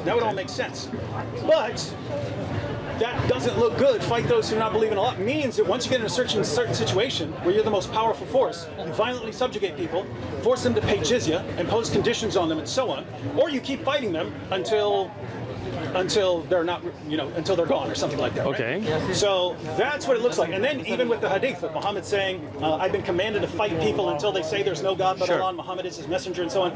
That all fits into that. And here's the point. Even if that's completely wrong, to say, well, you're wrong about that, and therefore you need to go to all these different scholars. You got to go to all these different scholars and consult all these different scholars to figure this out. You're talking about passages that are calling for violence against other people, calling for the violent subjugation of the world when you read them like that, right? And in order to figure out what Allah is really saying, you have to do all these, decades of research. I did not say that. So the problem is, which we always come back to, the Quran claims to be clear. We open it. Well, we got some problem on understanding these verses. How do we reconcile them? We reconcile them in a way that constantly escalates the violence. And if that's wrong, how do you know what you're supposed to do? Well, you're supposed to spend a lot of time going through all these scholars, but that means that it's just not clear. So we're not talking about reading the context or reading the entire book. You have to go outside of the book, and then when you get to the hadith, then you have to go to the outside of the hadith hadith, and you have to go to all these scholars. That is a lot of work to understand who I'm supposed to kill and who I'm not supposed to kill. You know what I mean? Are you done? I'm done. You are done. Now, as I said, you know I'm not nervous because I let you speak respectfully. And you know you are nervous because you keep interrupting me. So let's see if you interrupt me now. Let's try it now, right? So, now, as I told you from the beginning, the Quran clearly tells you, if you don't know, يَسْأَلُ الْأَهْلُ الذِّكْرِ, ask those who know. I didn't tell you you have to go and do tens and years of research. All you got to do is go to somebody who is learned, who is scholarly, who has knowledge, and say, Sheikh, I read this ayah, I read this hadith, what is the context? How do we implement it? What verse is hold on. verse is Yes, Allah dhikr. Everybody knows the ayah. No, Somebody what verse look up the ayah. In kuntum la ta'alamun yasalu ahlu dhikr. I was thinking 21. I got you. Hang on. Okay, so can I finish now? Or I just want to make sure that you're presenting that correctly. Yo. You can go ahead. I'm just going to look Bring at the ayah. If you don't know, ask those who know. We memorize the ayat. We don't really look at. So go ahead. Can I continue, or is your nervousness not letting me speak? No. All right, there you go. Just want to make sure. So as I said earlier, and I continued saying, and you're still not listening, that the Quran gives you the solution from all this confusion, which is when you don't know something, you don't have to go and study yourself for 10 and 50 and 20. I never said that. You put that in my mouth. What I said is you go to the people of knowledge and ask them. So not to Allah. Of course, Allah subhanahu wa ta'ala ordered you to do that, right? So just like when I asked you about the Bible, you told me read the rest of the Bible, and you told me that this covenant was explained by this, and this by this, and this scholar said this. In that way, when we as Muslims read an ayah, we don't assume from it without understanding the fiqh of it. Okay?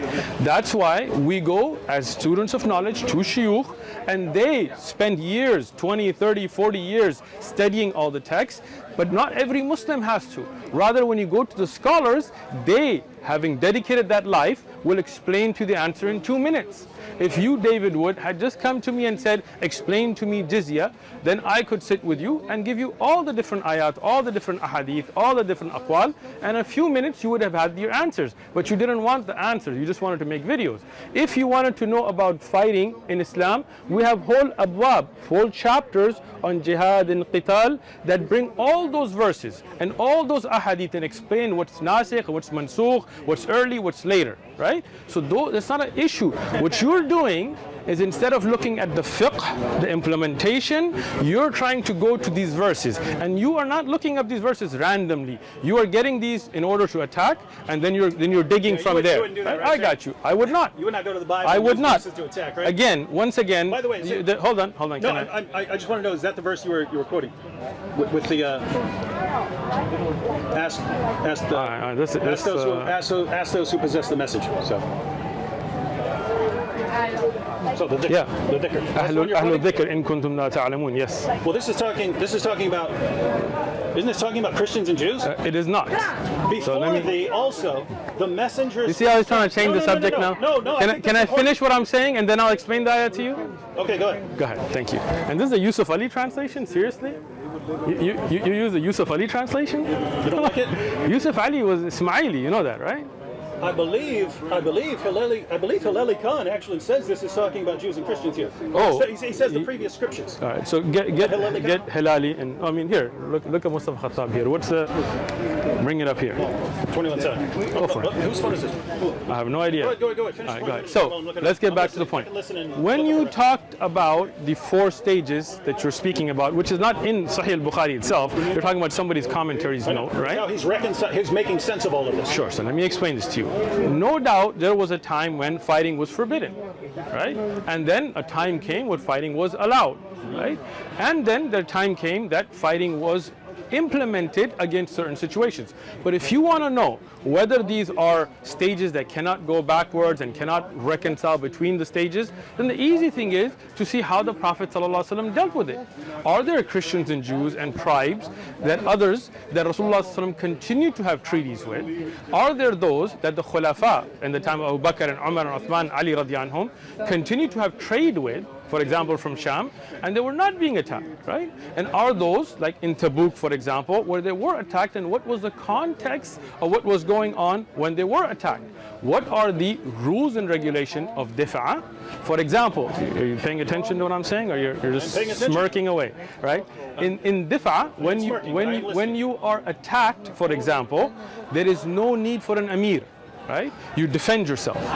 But offensive jihad, one of the conditions is that you have to have an amir, a Muslim leader that unites and brings the Muslims together for offensive jihad, right? So if you're in a time where you don't have such an amir, you cannot initiate an offensive jihad, right? Even though you are past the fourth stage. You understand what I'm saying?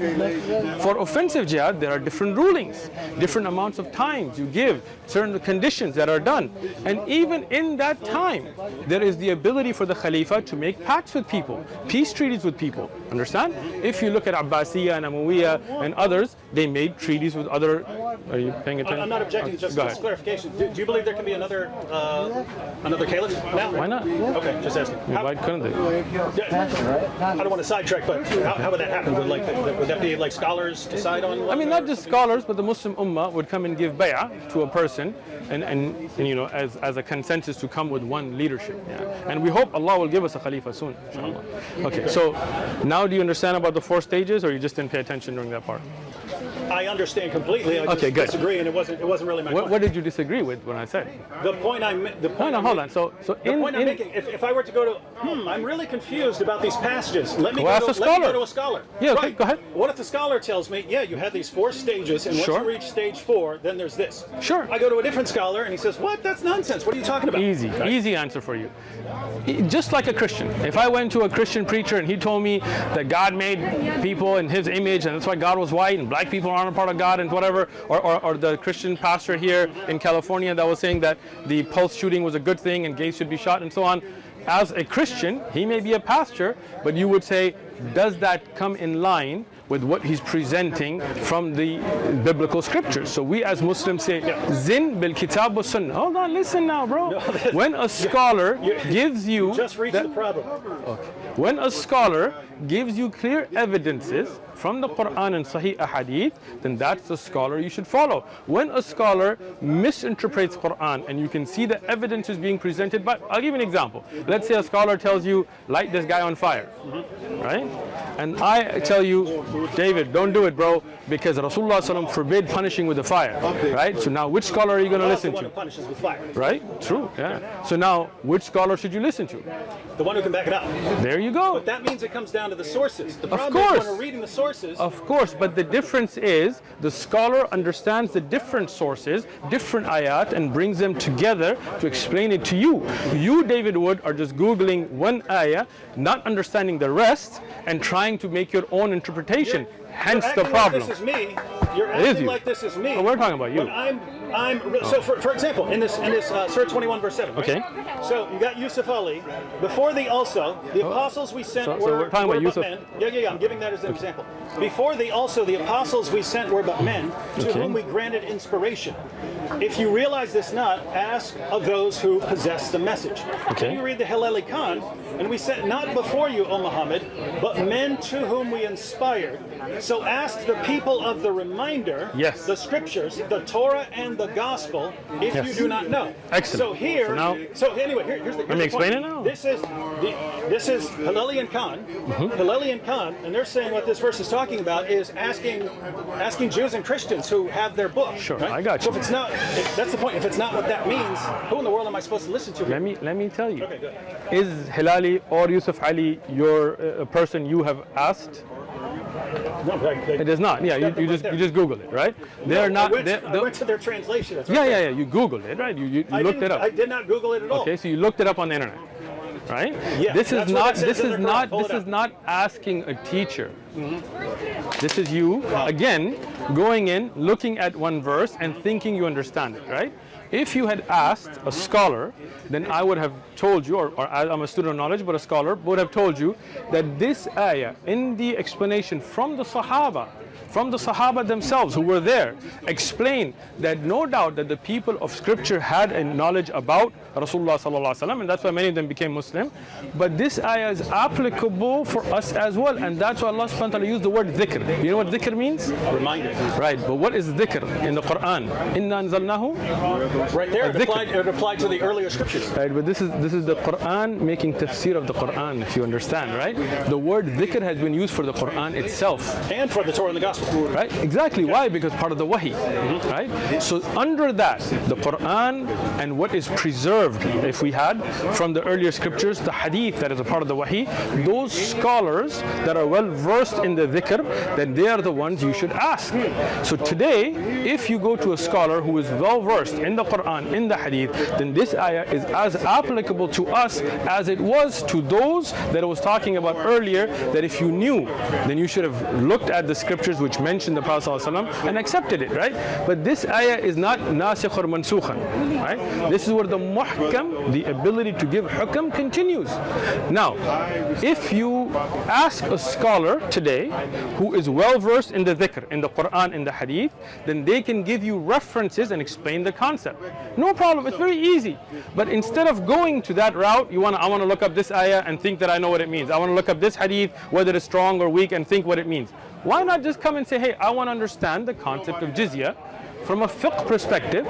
So looking at all of the ayat, looking at all of the hadith, the research that we've already put in, sit down and explain it to you. But you don't want the answer, right? It doesn't work at all. Why does it not work? Because I come to you. Explain this to me. Sure. I get a different explanation from the one that I get from Ibn Kathir. Ibn Kathir is not your teacher. You didn't ask Ibn. Again, hold on. Ibn Kathir is a book of tafsir. He wrote books to give his book. I know. But he was not explaining fiqh here. He was explaining an ayah and things that are related. It was not in the implementation. It's not a big book of fiqh. So instead of going to, you didn't go to any other Islamic scholar and ask this question. You went and tried to make your own interpretation based on Ibn Kathir or whatever else. Here, I gave you the answer, right? I gave you the other ayat, other ahadith, but then you didn't like that. You want to continue to make your videos, right? But what I'm saying is, why not come and ask?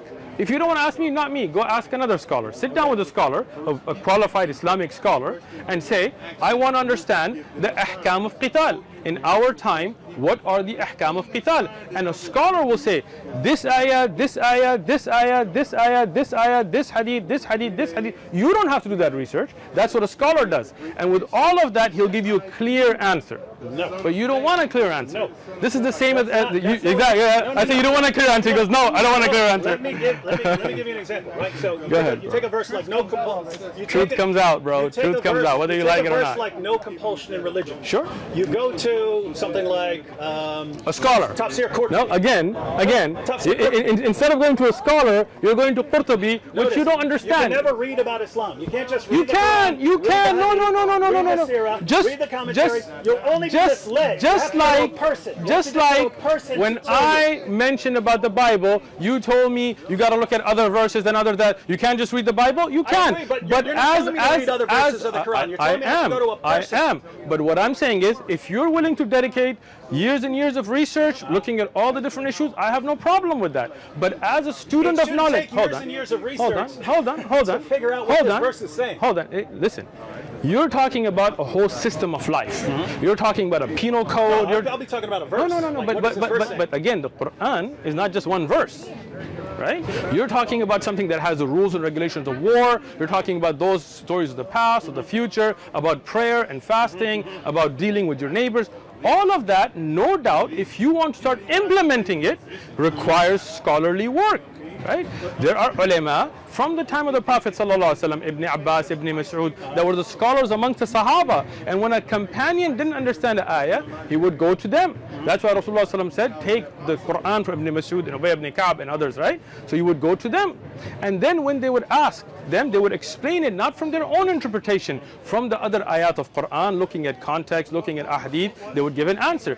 Today, for example, if you want to get a medical question answered, you have no problem going to a doctor. You don't say, why can't I just pick up Grey's Anatomy and make my own insertion into my liver, right?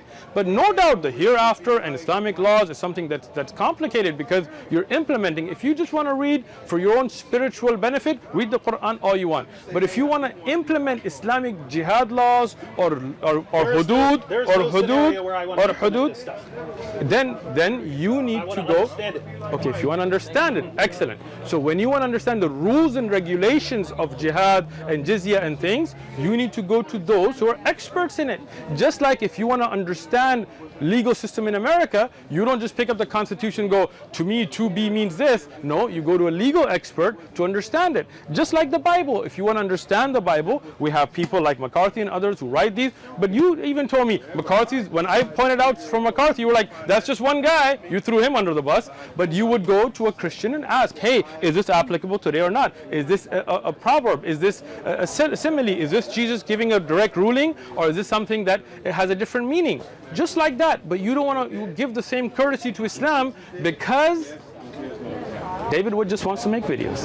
Wrong. So, and I know we have to be wrapping up here, but we do, yeah. Just to explain my perspective here, right? So, back to what I mentioned earlier. And this is not to belabor this particular point, but it's if I were to look it up in the tafsir of Qurtubi. Sure. So I look up this verse.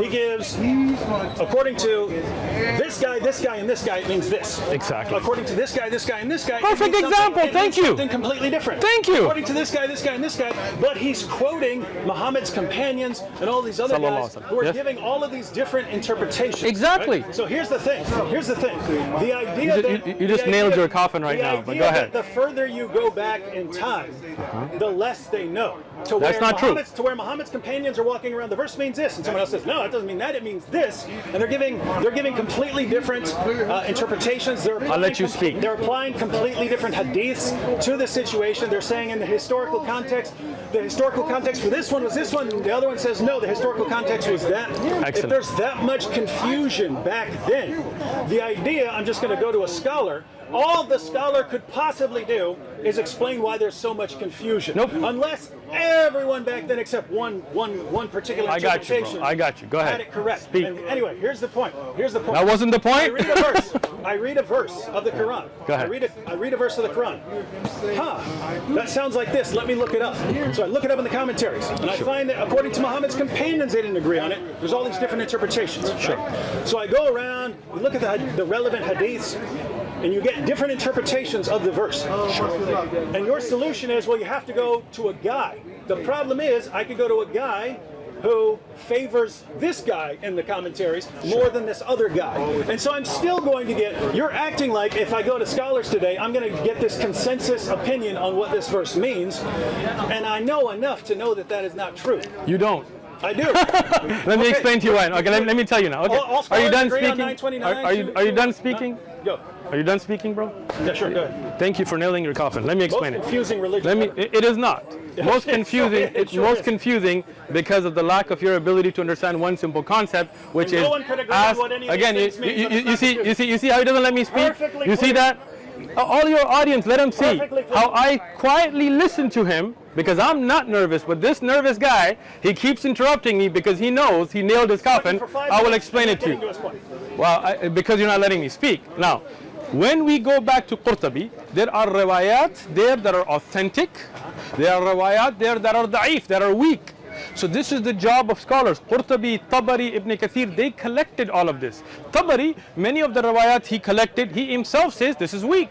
Ibn Kathir as well. These are jami' tafasir. These are tafasir that put together the bigger picture for scholars to go and look at research. But the problem is David Wood is too ignorant to understand. Hold on, let me finish. Let me finish. Let me finish. Let me finish. When you look at 10 interpretations, the reason you're confused confused because you don't have enough knowledge or enough sense to ask a scholar. The scholars, what they do, like my teacher, Sheikh Abdul Salam, he has a book of tafsir where he brings those interpretations and says this narration is da'if, it's weak. This is why it's weak. Its chain is weak. Qurtubi mentions it, but it's da'if. Ibn Kathir mentions it, but it's da'if. At-Tabari mentions but it's weak. And then here is what is authentic. What you should have done is started with a simpler tafsir, like for example tafsir Sa'di, which only gives one opinion. He does not give all these other opinions, which many of the I want scholars. to know all the opinions. Excellent, but then you are not qualified enough to know the weak from the strong, right? Do you know Ilm al-Rijal? You don't, because you don't. Do you? If you're saying that Muhammad's companions. Again, you're saying this. You're saying this again, and I've explained this. That is not that the Muhammad's companions sallallahu alaihi wasallam are wrong.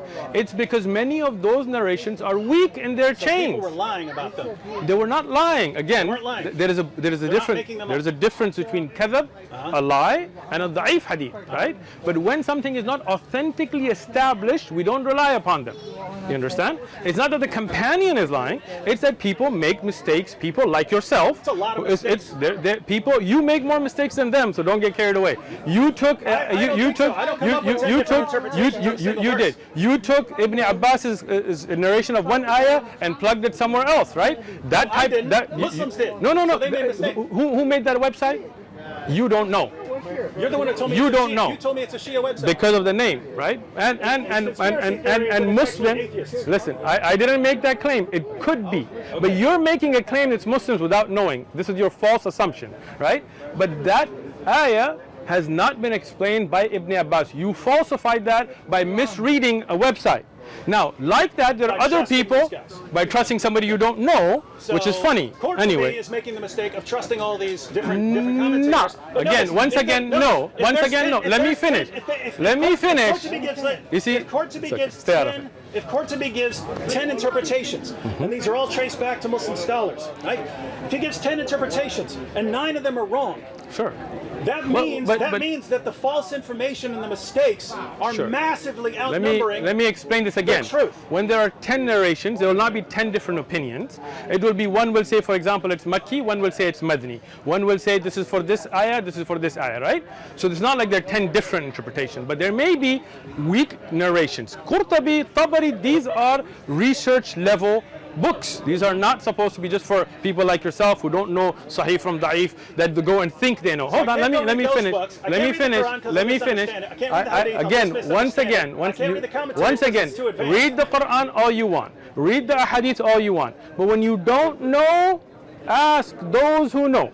That's why you should have a teacher. That's why you should have shuyukh who dedicate their life to understand what is strong from weak. Because what happens when you don't, like Christianity today, when you get 3 Christians, you get 4 different Christian beliefs because everybody wants to make up their own beliefs, right? No, I'm giving an example to understand, right? But in Islam, alhamdulillah, Allah protected the Quran, one, with the Arabic language, so we can learn it and understand it, so we can know the meanings of words. Yes, we can. Secondly, we have, alhamdulillah, the Quran that explains the Quran. We have ayat that make tafsir of ayat. Alhamdulillah, there are things where there are clear, sahih, authentic ahadith from Rasulullah sallallahu alaihi wasallam that explain the ayah. There are authentic narrations from Sahaba and Tabi'un and the ulama of Islam that took these, right? But the problem is that they do. The problem is, let me finish, bro. I'm saying no, they don't. Let me finish, right? When you look at the meanings of words, Jami' al-Tafasir will give you everything that is reported, right? But no, for example, no scholar in Islam says Qul huwallahu ahad doesn't mean that Allah is one. Right? No scholar does that, right? Rather, they come to a consensus, ijma', and much of tafsir is bil ijma', is by consensus, and kutub of tafsir explain that. But your problem is you don't want to ask somebody who knows. You want to go and read here and read there, misunderstanding those ayat, and then try to implement it. It's very simple, very simple. The most confusing ask religion out the there. people of knowledge. Is that difficult for you? Well, let me slow it down. Ask the people of knowledge. You want sign language? You want me to sign language for you? If I go to कौन सी ज़बान बोलो यार? उर्दू बोलो. I go to a Maliki scholar. You think Malikis and Hanafis have difference in tafsir? That's how ignorant you are? Whoa. So, well, you're the one talking about implementation. Yeah. So if you're talking about executing apostates, Excellent. they do have differences. What's the Maliki opinion? Can you name me one Maliki fiqh book? Name one Maliki fiqh book. You will win right now. Name one Maliki fiqh book. Name one Maliki fiqh book. Just one. Let me break this down. Name to me one Maliki fiqh book. Not the point. You can tell me if I'm wrong. He doesn't know. Tell me if I'm wrong. He doesn't know a single. Okay. Name me one. No, I'm not. I'm showing your ignorance. Name me one Shafi'i fiqh book. Just answer. Name me one Hanafi fiqh book. Name me one Hanbali fiqh book. Name me one Zahiri fiqh book. You don't know a single fiqh book's name. He knows what the issue is coming. He knows what the issue is coming. Go ahead, bring it. You go to one of these schools. Okay. It says that if you're going to execute someone for apostasy, okay, you have to give them a waiting period. Okay. A certain number of days, right? All of them said that, but okay. No, some of them say you don't have Who? I would have to look it up. Look it up where? You know I'm right. Look it up where? No, you're not right. All of the madhahib agree that if you're going to, you have to give that person a chance. I quote someone who says, listen. They disagree as well on whether female apostates are to be executed or not? Let me explain this. Is there a disagreement among the four schools? Let me explain. Is there a disagreement among the four schools on whether female apostates are killed like male apostates? Not mu'tamidan, right? But you don't even know what that means, so I got to explain it to you, okay? Explain it. When you say a Shafi'i book, or a Maliki book, or a Hanafi book, or a Hanbali book, or a Zahiri book, many scholars, thousands or hundreds of thousands within that madhab wrote books. Many of them were wrong about things. Many of them scholars got it wrong? Scholars, yeah, people. Man. Oh man! Glad I didn't go to those scholars. I'm glad that you think that Christian scholars never get anything wrong, right? I'm glad I Gotcha. Gotcha again. I didn't go to those scholars. Gotcha again. So you're telling me Christian scholars. Listen, you're saying Christian scholars never get anything wrong?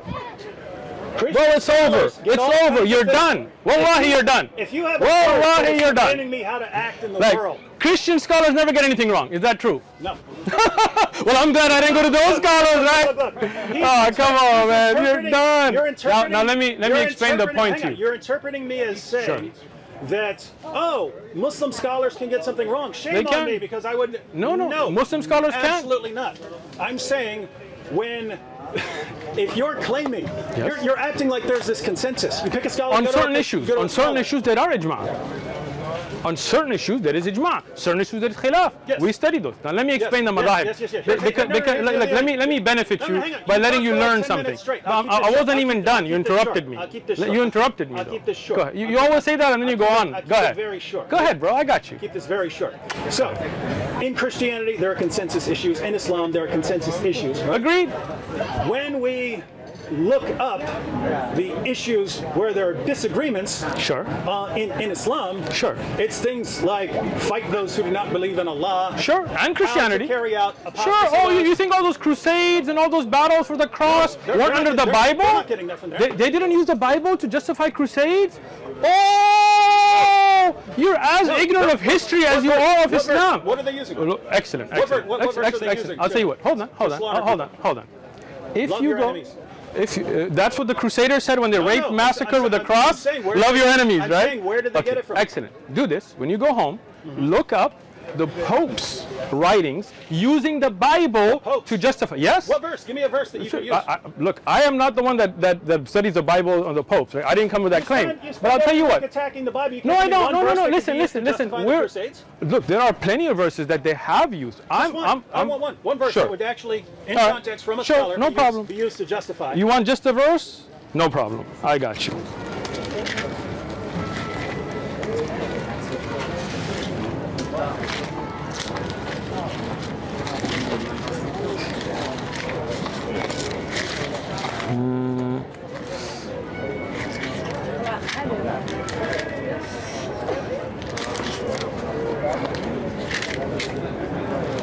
Unlike you, I don't Google things. I look up the actual books. It'll take me a minute. I'm waiting. All right, good. You're in the wrong section. No, I'm not.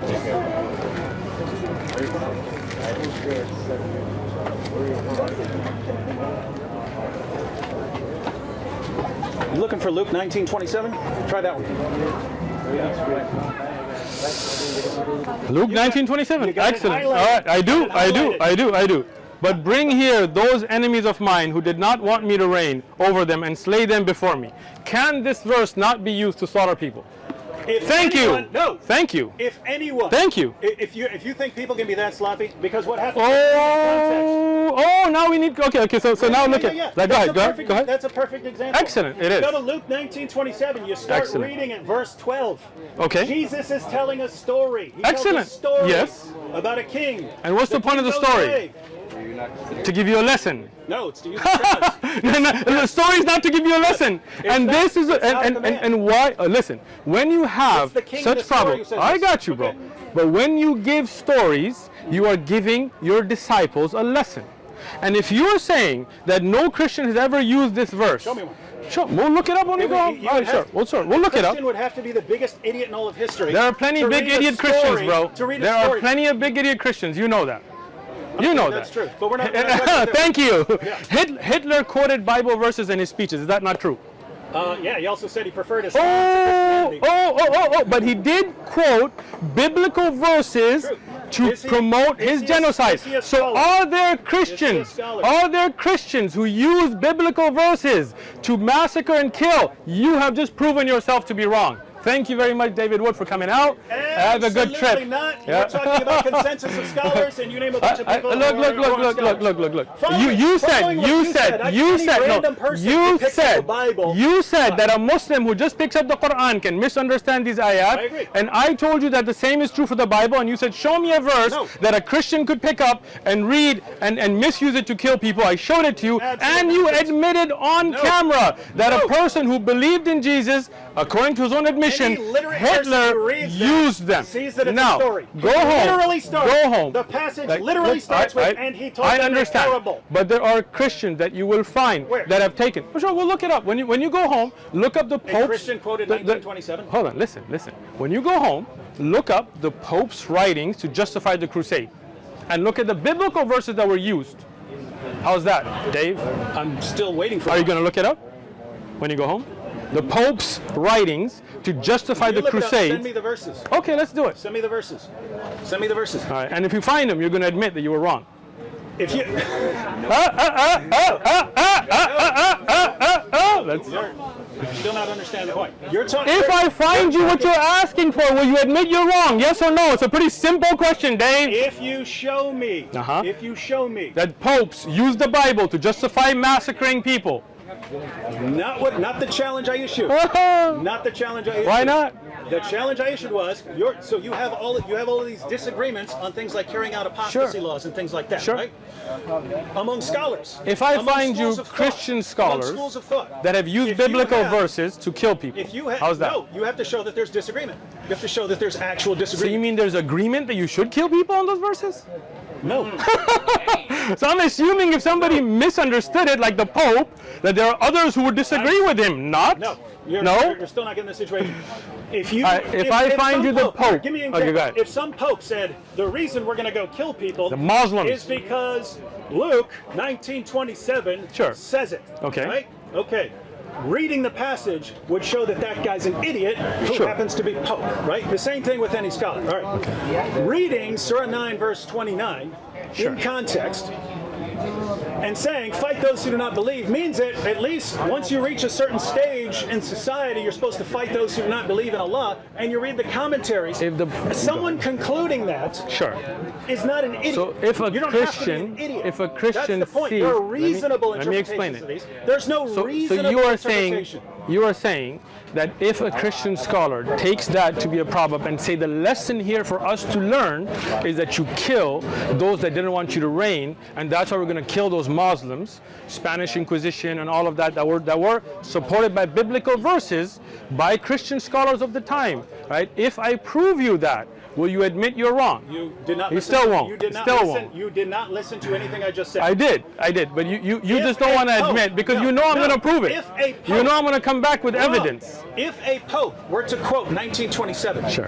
when the context shows there is no possible way Why to not? interpret it that way. Why not? What if the Keep Pope in feels, mind. as a scholar, you know, the same thing. you if feel a Muslim scholar quoted some verse exactly and completely destroyed the context, and Exactly. the next verse destroyed him. Right? Exactly. That's not what we're talking about. This is not the next We are verse, not- okay? we're not talking But about this that is at the all. issue, right? This is the issue.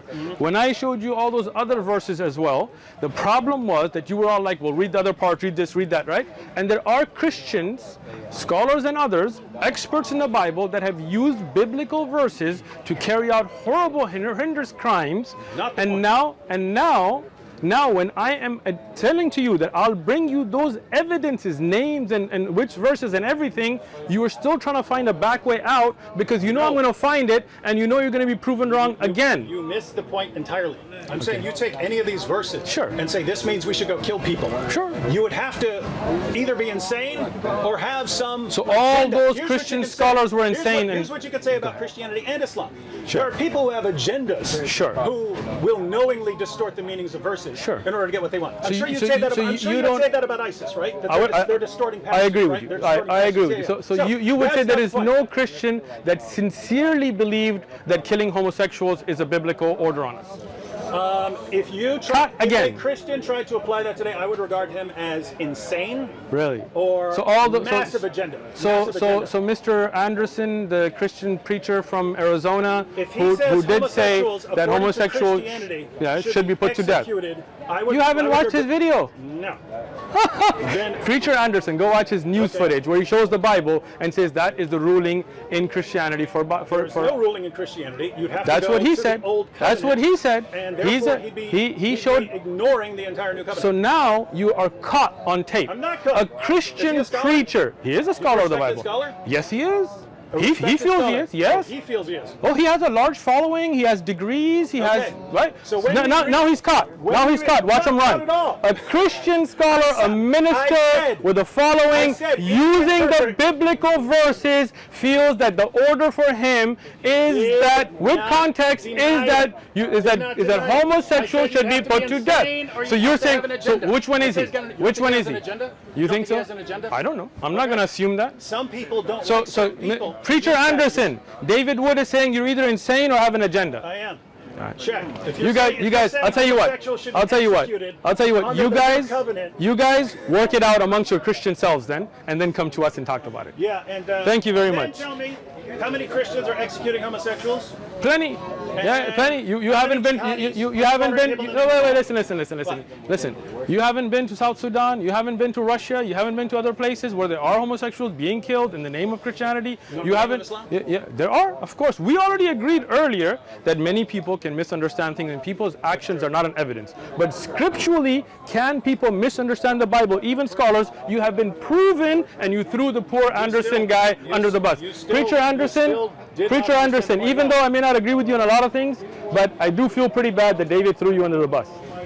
Have a great day, David. That's from the guy who throws Ibn Kathir on the bus. I did not. I explained the weakness in the And his narration. own God under the bus. I love Ibn Kathir, And his and I love prophet under Allah, the bus. and I love Rasulullah sallallahu alaihi wasallam. Says, I can't believe Deuteronomy, Exodus, look at these horrible Look, teachings. you know you got His caught, God bro. and his You know, prophets say, these are you the know, inspired word of God. you Throw know, under the bus. you know. Throw The under the bus, example you have ended your God, point, prophet, Ibn Kathir, and now, greatest scholar of all time in you just want to Islam. make your voice We got one bites. guy we could go Make to. your sound We got bites. one guy No, we go could to go any to scholar. learn Islam. I told you earlier, I scholars wasn't will talking. give us the same answer. I'm a student of knowledge. Go speak to a scholar. No problem.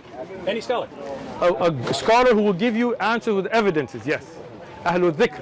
Okay, well, any scholar can say, here are the stages of jihad, and here's the source. Again, if a scholar tells you to do something that is clearly against the hadith, then you know that's not a scholar upon the Quran, the Sunnah, and the way of the Salaf of the Ummah, right? How can fight those who do not believe in Allah be against Sure. the hadith when Muhammad said, Sallallahu I've alaihi been wasallam. commanded to fight people until they say Sure. there's no God but Allah. Right, because You could go to other hadith and try I to, got you, and I try got to you, use I got you, those bro. to change the meaning, but there aren't a lot of clearer passages than fight those who do not believe. Right, When we look there- at Muhammad, look- I've been commanded to fight people until they say that there's no God but Allah. And if you get to a position where you say, oh, but in order to understand those, you have when to... the Quran says, but if they incline towards peace, then incline towards it too. Wrong Then passage. then what? No. Not But it's in the Quran, right? It's Under a different stage. under a different. Under No. defensive jihad Which where does it say that it's under defensive jihad? That's how you That's it. No, you got caught again. What is it? 60? Hold on. Ooh, poor guy. Try. Hold on. I got you, bro. Like, the most important thing, because you don't want to look at that, right? So, a thing like that, so me, going know who God is, right? For a thing like that, say, the way you go about it. Oh, poor Dave. Keep going. I got you, bro. Don't worry about it. This works. 8, Surah Anfal, the spoils of war. He just said this is defensive jihad time, right? Nope. Surah Anfal is defensive jihad. This is the first time I've heard that tafsir. So, in number 60, this is defensive jihad for him. Prepare against them what you believers can of military power and cavalry to deter Allah's enemies and the enemies as well as other enemies unknown to you but known to God. This is offensive right now. Whatever you spend in the cause of Allah will be paid to you in full and that you will not be wronged. He just considered this defensive type. But if the enemy in an offensive jihad time, if the enemy is inclined towards peace, make peace with them. Boom. Not the final revelation. Before. Whoa. So this is defensive jihad? This is a defensive jihad ayah? Yes. Preparing for war and getting a seeds for war or defensive jihad ayah? Are you going out and subjugating the world? Are you fighting people? Surah because they're fighting you? Anfal, the spoils of 8 or 9, war. which came later? Spoils. Surah 8 or Surah 9, which one came later? Oh, you think they came numerically? Which one came later? You think they came numerically? No. Oh, Which one came miskin. later? There are ayat in both. telling me that let me 8 came explain after it. Let me explain it. There are ayat in Surah Tawbah and Surah Anfal that came in different time periods. They didn't come one surah at a time. You miskin guy, you didn't know this? These surahs are not revealed one at a time. They were ayat revealed in the 8th surah. 29, listen. I don't have to look that up. But this is offensive jihad. You don't know? And I don't know. I don't know everything, bro. I got you. But here, even with offensive jihad, Allah says that if the enemy is inclined towards peace, make peace. This surah is called Anfal, which is the spoils of war, which are not from defensive jihad. Boom. David Woods, ignorance proven again. Fight. So Ghanima Anfal came from defensive jihad? Let me put this slightly differently. Ghanima comes from defensive jihad. If that were Allah's final ruling, just as the earlier rulings about fighting people who are attacking you or something like that, right? If those were the final rulings, you wouldn't need 929. Why not? You wouldn't need fight those who Why don't not? believe in Allah. No. You don't understand the ayah. This is the need the problem. extra verse. Let me explain it, right? When you have a time when you talk about the ayat about Quran coming, they are coming during different battles. And if an ayah comes about a battle during Hunayn or Badr or Uhud or any of those, it doesn't mean that other ayat about jihad will not be revealed during other battles. It's not like those are enough. No, Allah subhanahu wa ta'ala gives you more rulings, more explanation, more encouragement. These are part of how the Quran was revealed. The Quran is not revealed Surah 8 and Surah 9. Ayat are revealed in context of what's going on. That's why even some ayat in Surah Al-Baqarah are going to be early and some are going to be later. This is why surahs are not revealed chunks, but rather for us to understand the context. All a smoke screen. But, You know but 929 now, was revealed after that. Come I on. don't know that. You know that? You swear to God that you think I know that. Wow. I don't, right? And you don't either. I think You you don't know. either. How do you know that? Because what? Over and over again it talks about. How do you know that the ayah in Surah Tawbah is after that of Anfal? Give me evidence now. You don't. You don't know. go, I just Do you know? happen to have How it do you with know me. that then? You're Because you saying- don't know. You're saying that's before the revelations in I 929. said I don't know. Okay. I have to look at the Asbab check it out, check al-Nuzul. it out. But you said you do know that, so I'm asking where's the evidence for you knowing that? You got none. Zero. Zilch. None. And I won't be able to So, look it up, right? No, tell me. Go ahead. Look it up. How do you know that already? You said you know that already. So go Surah ahead. 9 is the last major surah revealed. Surah 9 is the last major surah of the Quran revealed. He doesn't even know the ayat and how they were revealed. What's the last ayat revealed in the Quran? 100 and... No, wait, no. 100. I thought you were saying the last chapter. It's the one... Your religion's been completed? It is not. Miskeen. He doesn't know. See, this is the problem. You guys need to know. This man doesn't know about Islam. He just pretends. He plays it on TV. Look, all he wants is your money. You can't. Right? You see? That's all he wants. I'm sorry. Be honest, bro. Be honest. My Be honest livelihood about is it. under the shade of my spear. It is. Your livelihood is under the shade of your lies. This from the guy who wants Your livelihood is under the shade of your lies. Jews and Christians have Be to pay honest. the jizya. Be honest, bro. You see this? You see this now? You can't answer.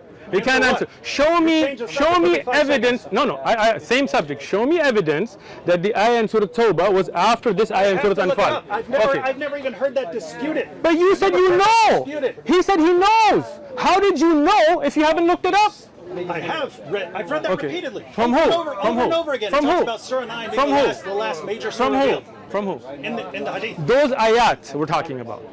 In the hadith, there's a hadith that says that ayah is revealed after the ayah. Surah Tawbah. We're talking again. Maybe your brain isn't. Maybe it's a little. Maybe you're tired, right, from your traveling. So 929. The surahs. 929. Okay. The Let me explain it again. Let me explain it again. The context Surahs is are Tabuk. not revealed Tabuk. in one chunk. That's Tabuk. Hold So on, bro. where's Hold on. Let me explain it again. Surahs are not revealed as chunks. Ayat are revealed. Which one of these ayat is revealed first? I said I don't know. Okay. I will look it up. You said you do know. So I'm asking you, how do you know? Where did you read it?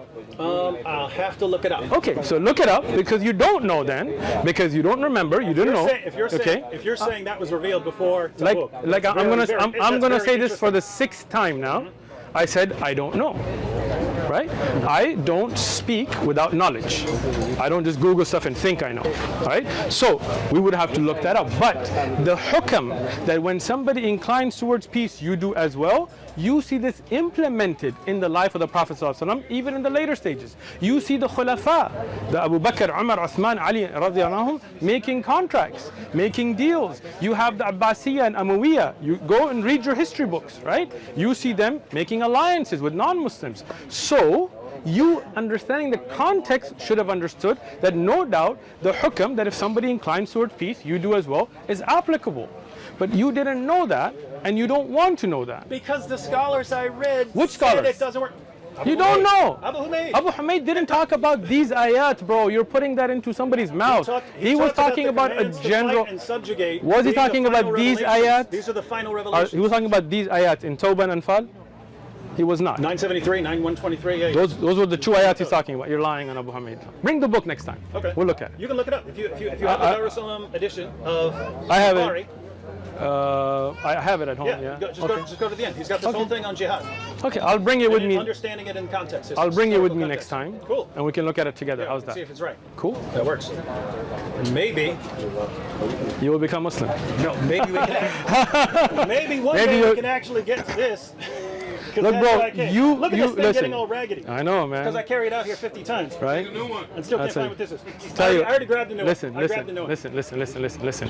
You came here, you brought up a subject, I humored you, right? And I went with you. Don't try to act like I didn't. If you had come here and you didn't bring up jizya and you brought this up, I would have addressed this. Not a problem, right? When you come and you bring up a subject. I didn't bring that up. You said you wanted to talk about jizya. Oh, bro, now you are on camera. You showed me a tweet. I asked you that because Right. people keep sending it to Exactly. me. I asked you. So, that was it. so you That was brought. it. So who brought that up?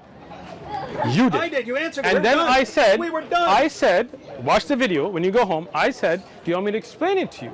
And you said yes. did not know and that jizya would be a 2-hour conversation. Well, that's your lack of understanding, bro. These are deep subjects. We teach whole classes on them. It's too bad the Quran just couldn't be clear the first time. The Quran is as clear as it gets. It's too bad you're too ignorant to understand it. As clear as it gets. Let me say this to you again, once again.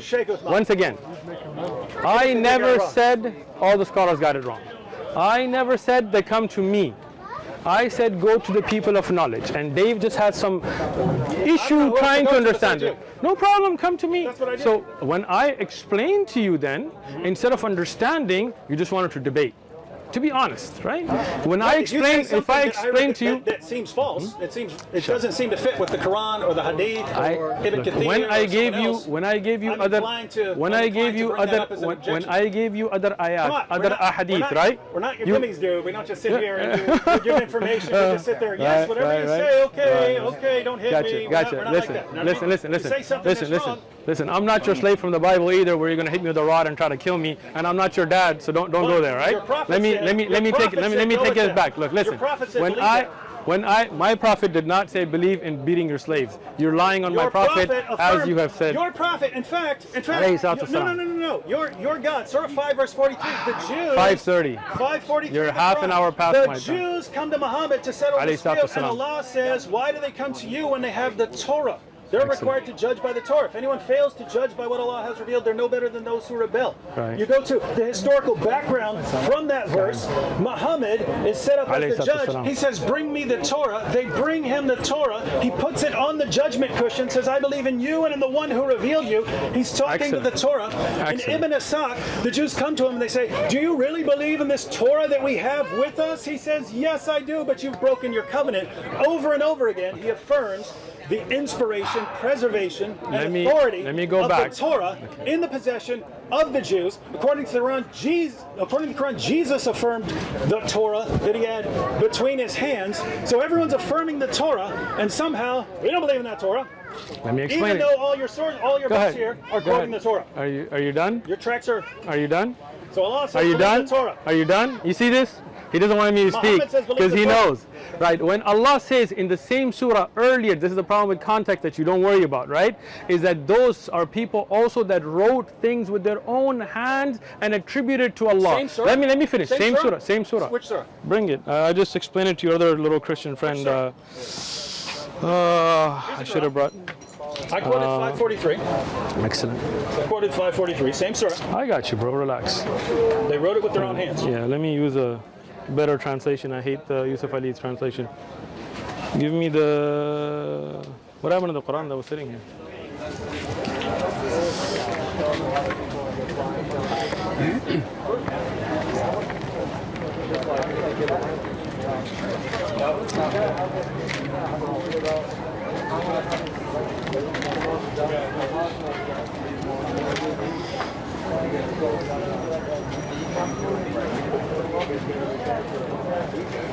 While he's looking that up, since it's going to take a second, and he's not Hold going to on.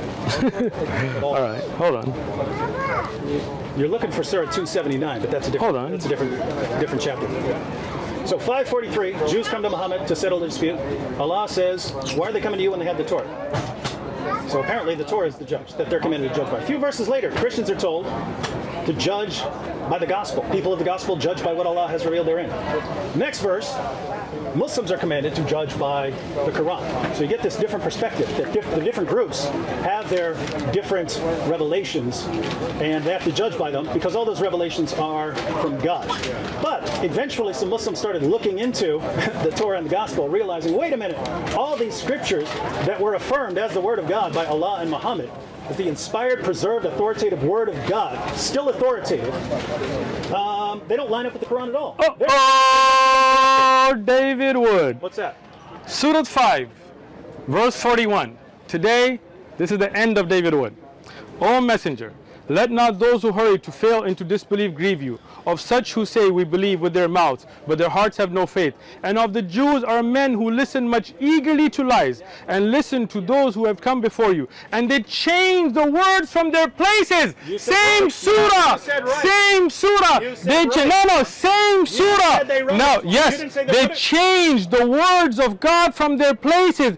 And they're given to take this, but they have not become beware. Whoever Allah wants to put in fitna. This is the ayah in the same surah before. No, hold on, Dave.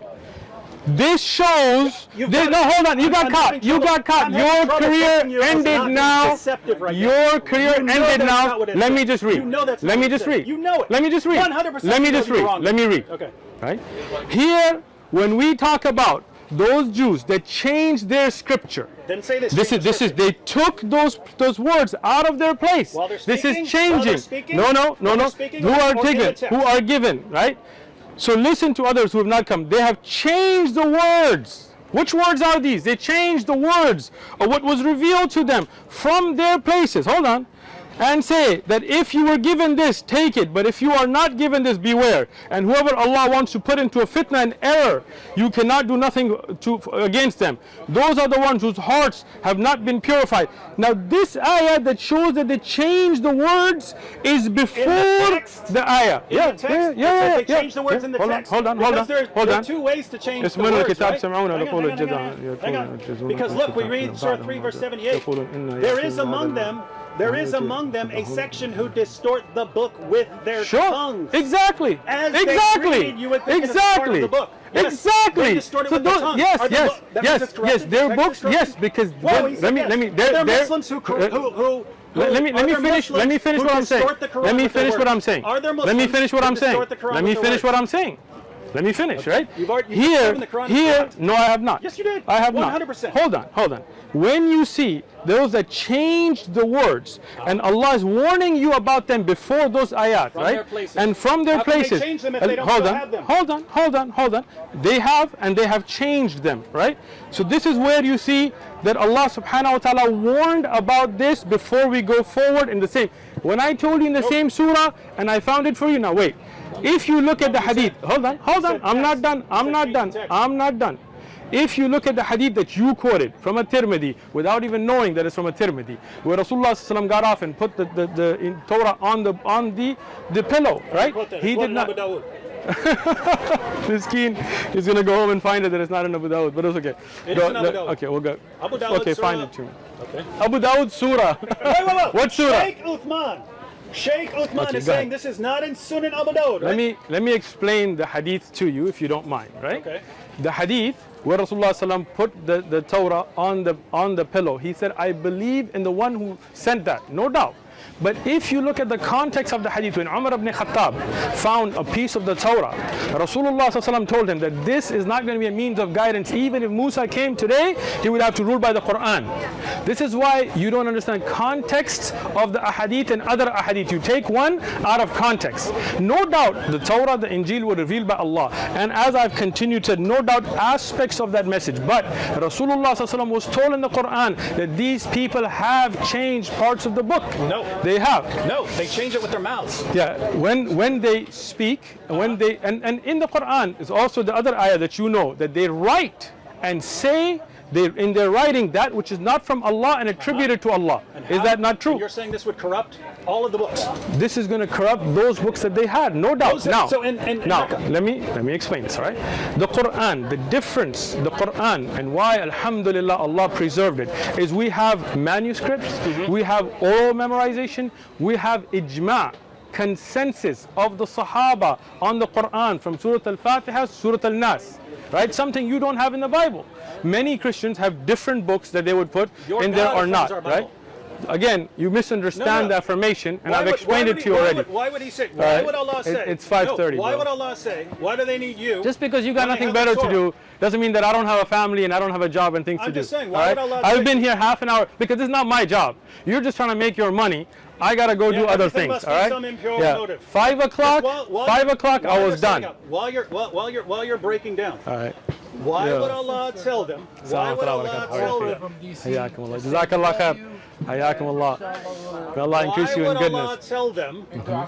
May Allah accept your dua. Say, why do they come to you when they have the Torah? Sure. If it's corrupt. Sure. Can I explain it now? You see now he doesn't want to listen to the explanation, right? This is a style in tafsir called tawbih. Do you know what tawbih is? No, what's that? You don't, because you're ignorant. Now, tawbih is when you are told something to teach you a lesson which is not a literal meaning, right? The point there was not that the Jews should not come to the Prophet ﷺ, but they would come to the Prophet ﷺ when it was beneficial for them, and when not, they would go back to the Torah. So they were being told, are you paying attention, bro? Not what he says again, why do they need you when they have the Torah? So they have tawbih. Do you understand ulum of Quran? You don't, and that's the problem. When the Prophet ﷺ was there, did he not tell them that if you want to rule today, you have to rule by the Quran? Even if Musa alayhi salam came, he would rule by the Quran. Did he not tell him that? And you're telling me he contradicted himself. Thank you. It's not. It's not. It's not a contradiction. Listen. Let me explain this to you, okay? If you as David Wood say that I'm a liar and I'm this and I'm that, you make all these videos, and then when you have an issue with your wife, for example, you come to me and say, hey, you're the most trustworthy guy I know. Can you judge between us? And I tell you, why are you coming to me? Why don't you go to Sam and your friends? I don't mean that you should go to them. I'm trying to teach her. He didn't actually mean it. No, it's tawbih. What about an when they say, are you affirming the Torah that we have? And he says, yes. Bring me the Ibn Ishaq, because Ibn Ishaq, as you are well aware, has many riwayat from al-Waqidi that are matruk, right? Oh, you didn't know that either. No, if you want to throw Ibn Ishaq under the bus, too. Listen. What about eternity when Muhammad said that Jews have the Torah and Christians have the what gospel, was revealed to them? It was in the same. What was revealed to them? It has to be. No. What is there or what was revealed to them? Show me the hadith. It has to be. Show me the hadith. Okay. Go ahead. And your hand's not tired, bro? You should get a stand next time, man. Okay, so. Oh, is that a text message? It's a text message from myself, from David Wood. I gotcha. You text yourself because I can't have all the sources. All right, Rafi bin Haritha, blah blah blah. Can I see? Can I see it? Do you not allege? I'm worried that my wife's going to send me some perverted message. Whoa, your wife sends you perverted messages or something like that, and then put on a nightie again. Go ahead. He put a shawl on, it wasn't a nightie. You're so ignorant, you didn't even know that. Do you not allege that you follow the religion of Abraham and believe in the Torah, which we have, and testify that it is the truth from God? He replied, certainly, but you have sinned and broken the covenant contained therein, and concealed what you were ordered to make plain to men. Notice, concealed from the book. Change the verses. Concealed. He doesn't. What do you conceal? What do you conceal then? Let's go to the okay, hold on. You want to run now. You see, he wants to run. No. That Rasulullah is telling them, you have concealed from this book. No. You're caught. Wrong. You are caught from your own little text message that you sent to yourself. Okay, go ahead. When I tell you, if you come to me and I say you have concealed from this message, do I mean that you have the preserved message? No. So if ISIS jihadis come up and they say, here's what the Quran says, and it's not, then they've corrupted the text. Then I will tell them you don't understand the text. But if they go and they change the Quran, which they have not, but if they went and changed it, then I would say you're concealing the message, and I would not believe in what they have. And if they quoted passages and changed the order in order to destroyed you like repeatedly. Like I feel bad for you. People can watch the video. People can watch the video, bro. But it's a little late. I got a family.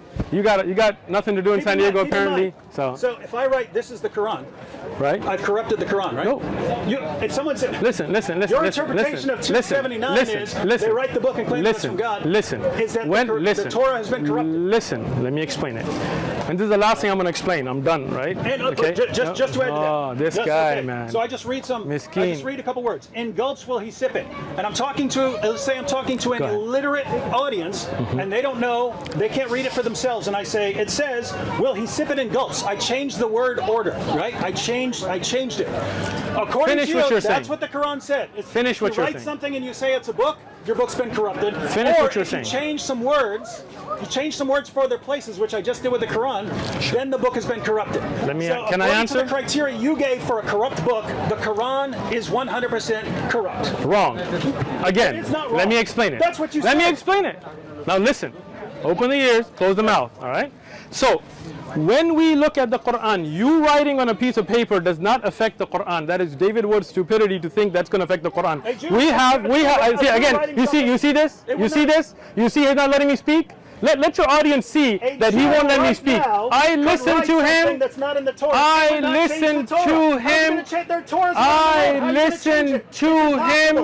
I listen to him, but he won't let me speak because he knows he's done. Let your audience see it. Let your people see it. Let your audience see it. You say you're in a rush. That's your point. Yeah, so you're bringing it up. Now let me finish. When you write on a piece of paper, that doesn't affect the Quran because standing amongst us are those that have memorized the entire Quran. We have manuscripts, we have the original text. Your writings today can't affect the Quran at all. Alhamdulillah. Alhamdulillah. Let me speak. We have texts that we can carbon date to the lifetime of the Prophet ﷺ, to the time of Uthman radiallahu anhu, Uthmani scripts. Alhamdulillah, we have it. And we have videos on it you can watch if you want to educate yourself. Now, what the difference is, that if you are the people who preserve the Quran and you go in there and you write in ayat that are not from Allah, then the Quran would be corrupted. But alhamdulillah, that cannot happen. No, it as it did happen, as it did happen in the Torah and the Injil, that the people went and added and subtracted, and that's why when you look at, let me speak. You see this? You see this? You see this? Do you see this? Do you see this? You see it? You see it? You see it? And their hands. It with their tongue. The yad. That means text. That's what Allah says, saying text. He doesn't know the word yad means. A Muslim changes What does with yad his mean? tongue. Does that mean the text is What correct? does yad mean? Thank you. What does it mean? Yad means hands. With the pen. Where? Yad. In which verse? That's what it means. In which verse? In Any context. In If they use the 541? word head, it means with your hands. You're quoting 541. hold on, bro.